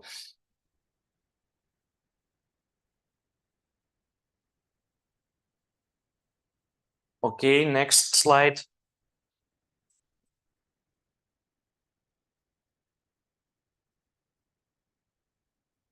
So, because of the handling of HLV is a complex chemical technological challenge, even for now. So, we work with radioactive wastes. It means, because of radioactive decay, there will be time when all of them will be decayed, and we will obtain stable nuclides. But how we can estimate this time? Here you can see the graph between radiotoxicity and on time. For long we should wait to obtain low toxic wastes. And if you're talking about spent nuclear fuel, it looks very bad, because even after 10 millions of years, we will still have a very higher radiotoxicity. But if we try to understand what components of spent nuclear fuel affects this graph, we can find such dependencies. First of all, if we remove plutonium isotopes, this curve will be changed, but not so drastic in way we want. If we remove americium isotopes, another change. And neptunium 237 has I think, a long half-life time, about 2 millions of the years. That's why it gives a big part of radiotoxicity in the future. And if we remove it, we will obtain I think the better picture than when we started. And there's a problem. When we should think that the radioactivity, total activity of the wastes are okay for its disposal. If we remember by what the nuclear fuel cycle starts, we start with the mining of uranium. And of course, every uranium ore, it contains all of the decay products of uranium. And that's why the total activity of the ores is quite high. And there is idea that we can put in the ground, in the disposal, the same amount as we take from Earth during the mining. So it's called the concept of radio equivalent disposal. And here we can, once again, this picture dependence from radiotoxicity on time. And here we can see when we obtained the activity the same as for uranium ore. So if we take whole spent nuclear fuel, we should wait about this period of time, hundreds, thousands of years. It's quite long. But if we make reprocessing with the fractionation of high-level wastes, this time can be shortened to about 1,000 of years. There's a really big difference between these two values. Of course, from point of view of life of one man, it's no difference. It's much more than one life. But from geological point of view, it's very different. Because, of course, when we're talking about final disposal of radionuclides, of radioactive wastes, we should find a place with no earthquakes. And geologists, they can predict what places can be stable in a period about thousands of years. And for 100,000 of years, it's impossible. So that's why this difference is really effect on the idea of final disposal. And if we talking about fractionation of high-level liquid wastes, we can find these points. First of all, separation of minor actinides once more time by this reason. So, but another important point here, even if we remove americium and neptunium from HLV, we just remove them. They're still dangerous, they're still radiotoxic. And if we want to make the toxicity as low as possible, we should put it in fast nuclear reactors for process so-called transmutation. Transmutation is a transformation, this nuclear reactions between minor actinides or another elements with fast neutrons that will give us a radionuclides with a shorter half-life time. For example, if we take neptunium-237, we put it into a nuclear reactor with fast neutrons, it will be converted into plutonium-238. Initial neptunium have half-life time about 2 millions of years, and plutonium-238, its half-life time about 80 years. So that's how we shortened our half-life of radionuclide and orders of magnitude. And if we remove, and if not for minor actinides, but in general for all of radionuclides that are presented in HLV. If we remove them from the HLV in an individual form, it will be much more easy to find a matrix for specific radionuclide or to a group with a similar chemical properties to put them in the final disposal place. Also, as I say, when we talk about general consideration of HLV, two problem elements is cesium and strontium. If we remove them, we will reduce the heat generation of the waste, and there will be less problems with dosimetric problems because of high energy gamma in case of cesium-137. And sometimes there is also consideration about platinum group and about technetium, but I think in this list, this problem the most hot in case of fractionation and transmutation strategy for their radionuclides. So let's go on. Here, this is a scheme of reprocessing on spent nuclear fuel. Once more time, we obtained uranium and plutonium, and we obtained HLV. So, and the first point here that we should separate americium and curium, and leave in this solution lanthanides and other fission products. And here I also emphasis on americium curium pair, because we can transmutate americium, and but the curium, there's a big problem with it, because it has a high, it's also a high heat emitter, and it also has a high nitrogen flux from it. And when we have idea to put it into the new nuclear fuel, it will be lots of problems, because their distribution of curium in the nuclear fuel should be very average, its distribution on the in the different parts of active zone should be the same. It's very difficult to make it, so it's why we should obtain americium in an individual form without any curium and lanthanides. But from chemical point of view, there's a big problem, because they have identical chemical properties. They have the same oxidation status in the nitric acid solution, +3.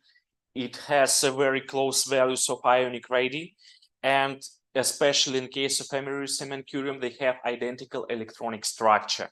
That's why this is a very important task from nuclear physics. Lanthanides is a nitrogen poisons, so their presence in the americium, even in the trace amounts, will make sometimes transmutation process impossible. So we should purify americium from lanthanides and purify it from the curium.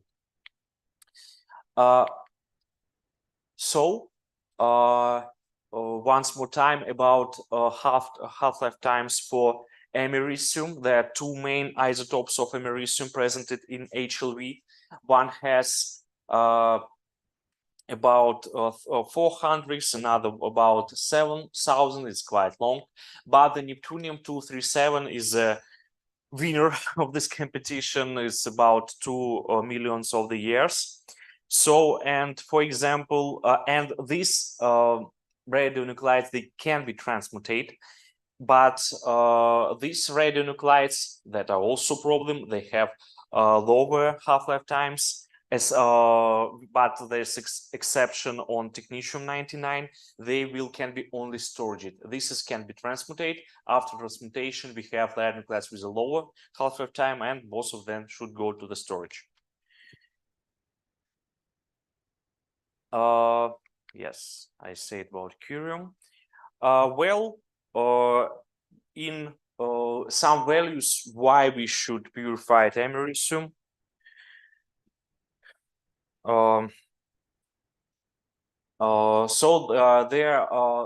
Here we can see cross-section for neutron capture by different lanthanides, and the biggest cross section from some of fission products, the xenon is the biggest. It's about 1 million. It's higher than for different lanthanides, but the amount of lanthanides in HLV is higher, so that's why they makes a real problem. And as I say about curium, it's a source of nitrons, and here you can see in comparison with another actinides, the neutron yield for different actinides. You can see that even for plutonium-239 it's a low, and when we go to the one of the main curium isotopes in HLV, it's really higher for about 10 million times or even more. So that's why curium is so dangerous if we're talking about fabrication of new nuclear fuel with it.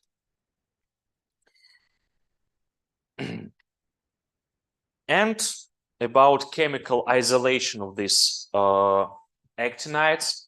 First of all, as I say about neptunium, it has a rich redox chemistry. We can change in oxidation states to remove it from aqueous solution of spent nuclear fuel with plutonium and uranium.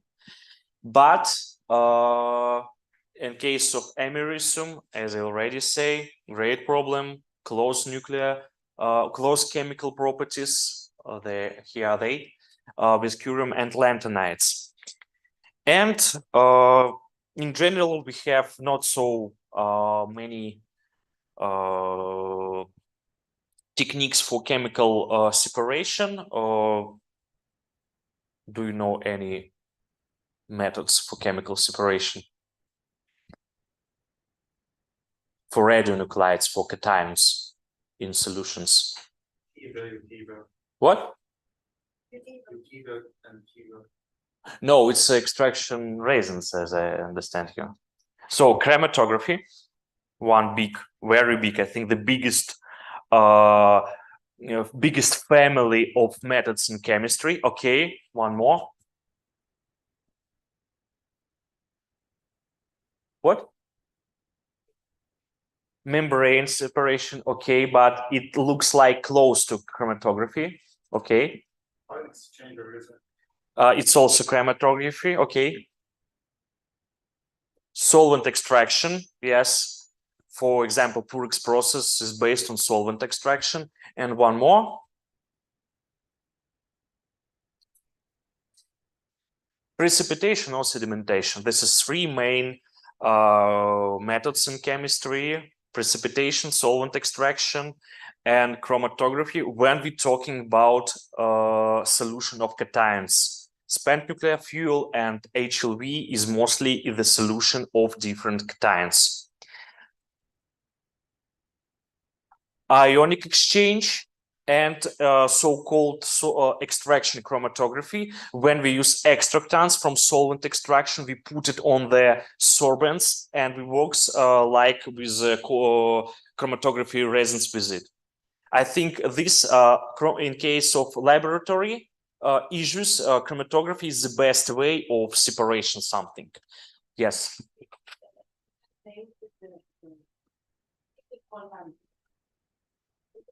Well, it can be used for analytical purposes when we want to try to estimate the amount of different and also degree of oxidation. It's important for actinides, for example, for neptunium, because different oxidation states, and for plutonium. But I think in case of dangerous actinides, as I say, plutonium, it's quite difficult to find a place where we can make this experiment. Okay. Any more comments? Okay. About solvent extraction, this is very spread technique in technology. For example, as I say, Purex process, when we need to remove high amount of uranium. In case of spent nuclear fuel, it mostly presented as a solution that contains about hundreds of grams per liter on uranium. So it's really difficult to even imagine using chromatography for isolation of uranium. But also in case of HLV, it's very dangerous, high specific activity. Chromatography is a bad idea because high heat emission. There are some examples, for example, during production of plutonium-238, it has also high heat emission. And by chromatography isolation of it, sometimes there was explosions because very big amount of plutonium per amount of resin. Heat is higher, and it cannot be spread in short time. So because of explosion in this place. So from point of precipitation, problem of precipitation, there are lots of amount of secondary radioactive waste. When you sediment something, you have after that a solution with that also radioactive waste. Another problem of sedimentation is a long time. I think everyone makes some experiments with the filtration of your sediments, so it's really long time to separate all of sediment from your solution. And from this point of view, solvent extraction, for now, I think the best way for isolation of americium, for isolation of cesium and strontium. But this task of isolation of americium, there's still no plans where this technologically is applied. Why? Because the solvent extraction system should there's about 7 requirements for solvent extraction system that can be perspective for this isolation. So here it is. This part is about selectivity. As I say, the chemical properties of americium is very close to lanthanides, and that's why it's we should find separation factor higher than 5. Distribution ratio. Distribution ratio is a parameter. We should divide amount of component in the organic phase by the amount of component of aqueous phase. It has a very easy physical meaning. If the D is higher than 1, it means that most part of compound go to the organic phase, and if it is lower than 1, the most part is still in the aqueous phase. And about separation, this is about extraction, and for separation, this is separation factor is a ratio between distribution ratio. If separation factor is equal to 1, what does it mean?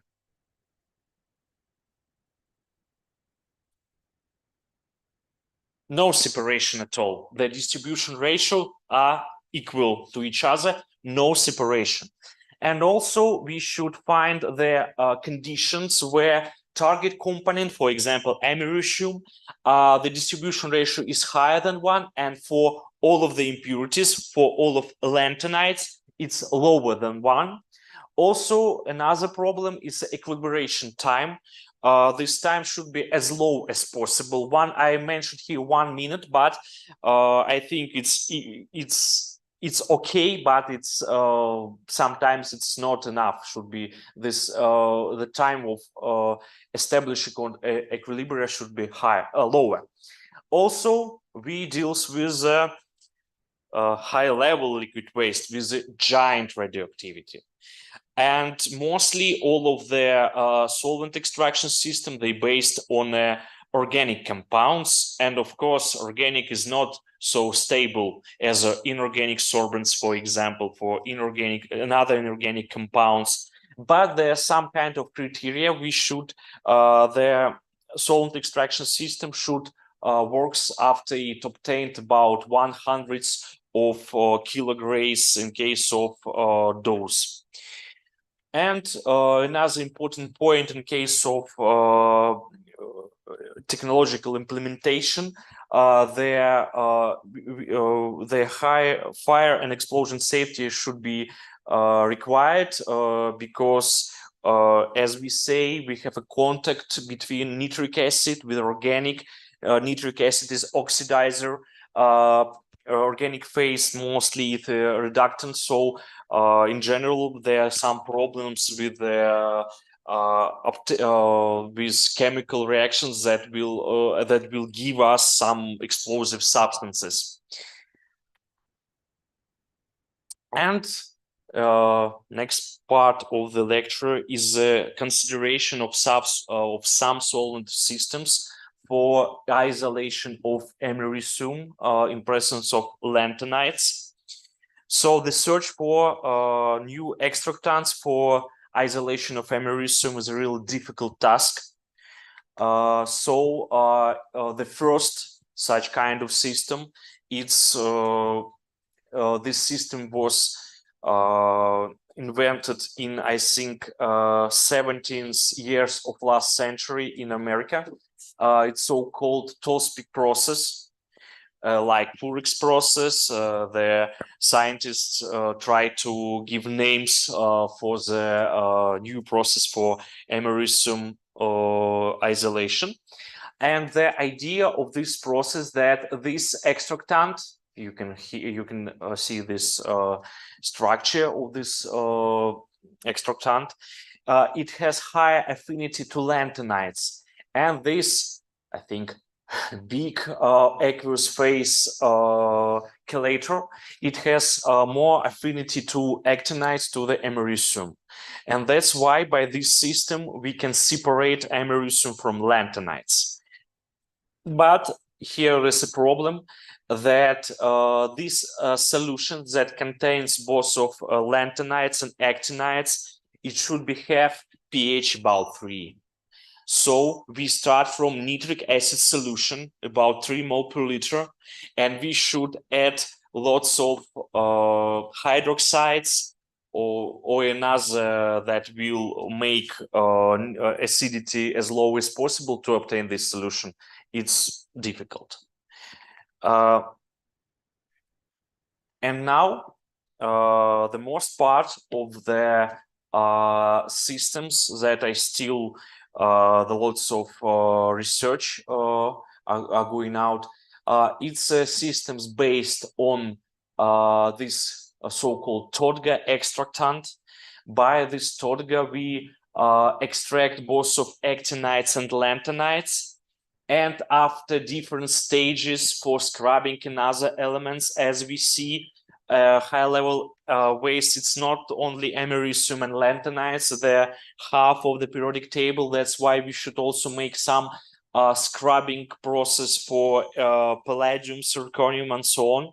And in the last stage, we can remove americium from organic phase by also this aqueous phase chelator.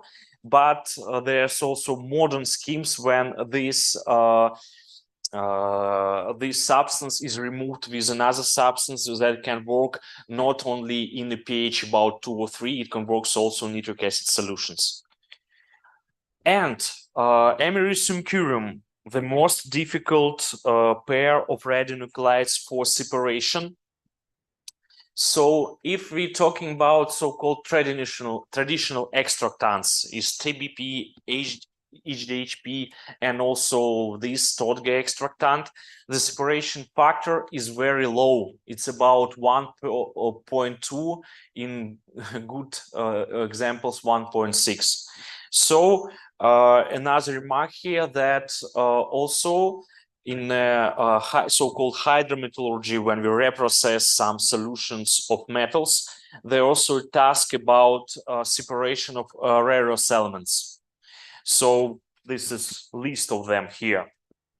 And for example, TBP, it also has a very low separation factors for separation of neighboring pairs here. But when we work with separation of rare earth elements, there are no problem with high radioactivity of these rare earth elements. And this separation factor is okay for non-radioactive separation of lanthanides, but when we works with a high activity solution, this is not enough for separation. And what the ideas for separation of americium curium are? First one is the oxidation of americium to the higher oxidation state.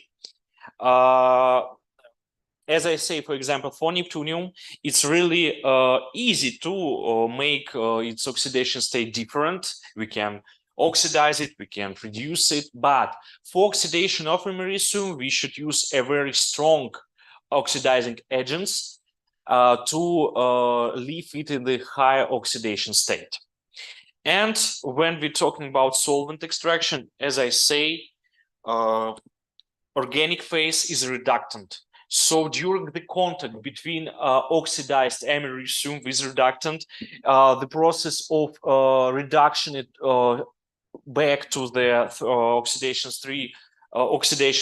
state plus 3 is goes very easy. So even this idea is very interesting. It's impossible to oxidize curium in the same condition as americium. It's an interesting idea with high selectivity, but because this problem, there's still no technology based on this process. And two ideas here, this using selective ligands, but the main problem, how we can synthesize, how to define this selective ligand. And also, as in case of TOTGA and DTPA, using of pair of hydrophobic ligand in organic phase and hydrophilic ligand in the aqueous phase. So, and some examples of extractants that can separate americium and curium. So, from historical point of view, the first solvent extraction system that have a higher separation factor from americium and curium. It was based on such kind of organic substance plus another extractant. And it was also interesting that the study was carried out with different halogenides in this position of aromatic ring, but only chlorine substitute substance give this high separation factor. But there are some problems with using of this compound. Can you guess what problems in case of high active nitric acid solution?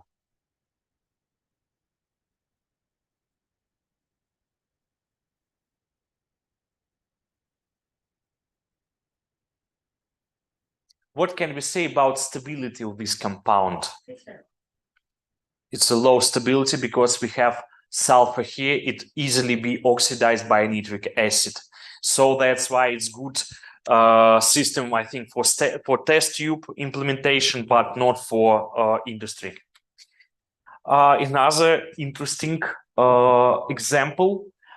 This is compound is made only from carbon, nitrogen, and hydrogen. So it connects with the cations with these four nitrogens for binding of cation, but it has small separation factor. But if we also add halogens or big substance in the phenolphthalein moiety, the separation factors will be higher. But as for the further studies, they show that it's a so-called kinetic separation factor. This is the equilibria. We see that the distribution ratios are the same, so no separation in equilibria, but some separation during the solvent extraction process. It's also interesting from fundamental point of view, but it's impossible to use it in industry.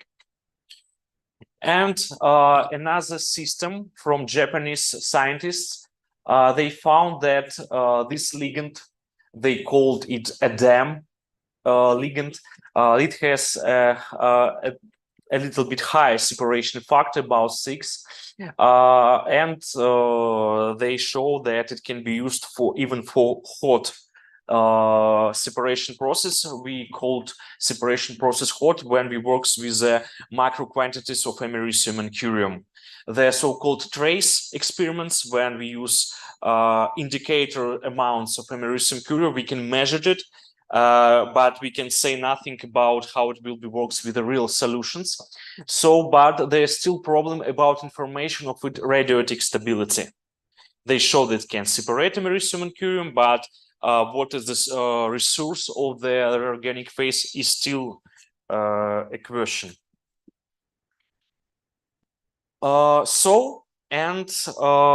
Just 3 examples for the process that are really close to implementation into the or just it was tested in dynamic conditions. So the first systems that I show, we say that it's impossible to use it for industry, and this separation test, it was made with a solution that in start have a very little amount of nitric acid. It's far away from 3 mol per liter. It also has sodium nitrate. There is no sodium nitrate in real HLV. So they show that it can separate americium without curium, with high purity, with high yield, but it's non-industrial system. And another example, as I say, this ligand was tested in the trace amounts of americium and curium. Also, the separation was good, high yield, high purity, and so on. And I think this is the most tested system. There was several tests for isolation of americium from real, sometimes real HLV. It's a so-called exam process, extraction of americium. This process was designed by French scientists. As I say previously, the process is really difficult. We have different stages. First stage is extraction of americium and separation in 32 stages. Also, we put in the aqueous phase this ligand to achieve separation factor about 2.5.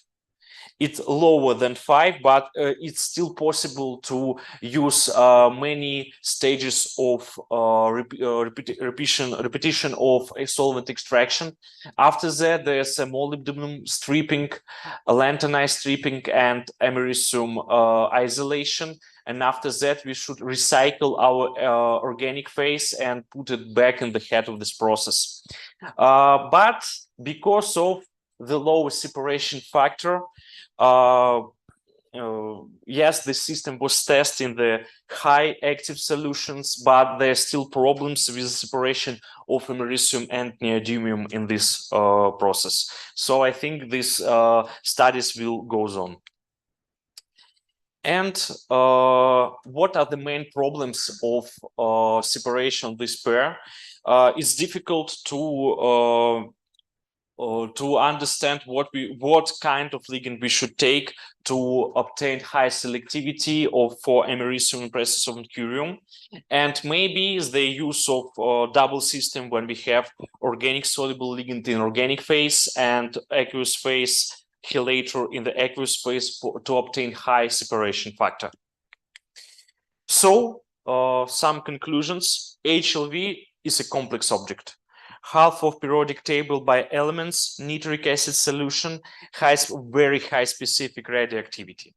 One of the progressive ways of its handling is a fractionation.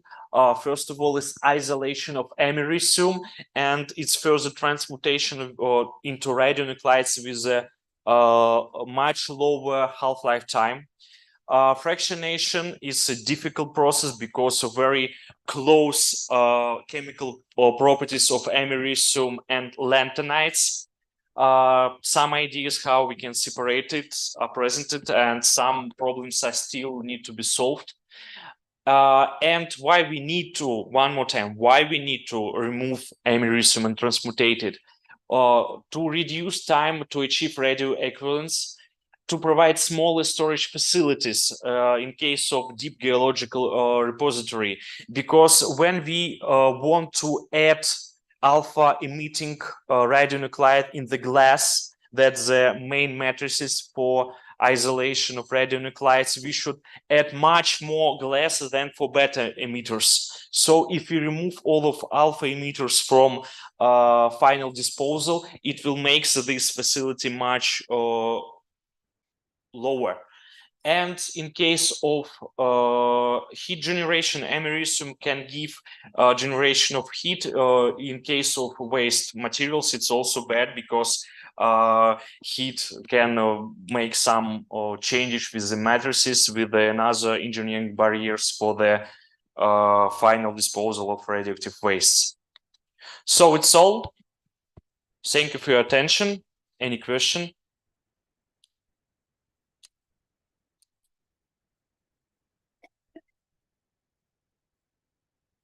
No question. Thank you again.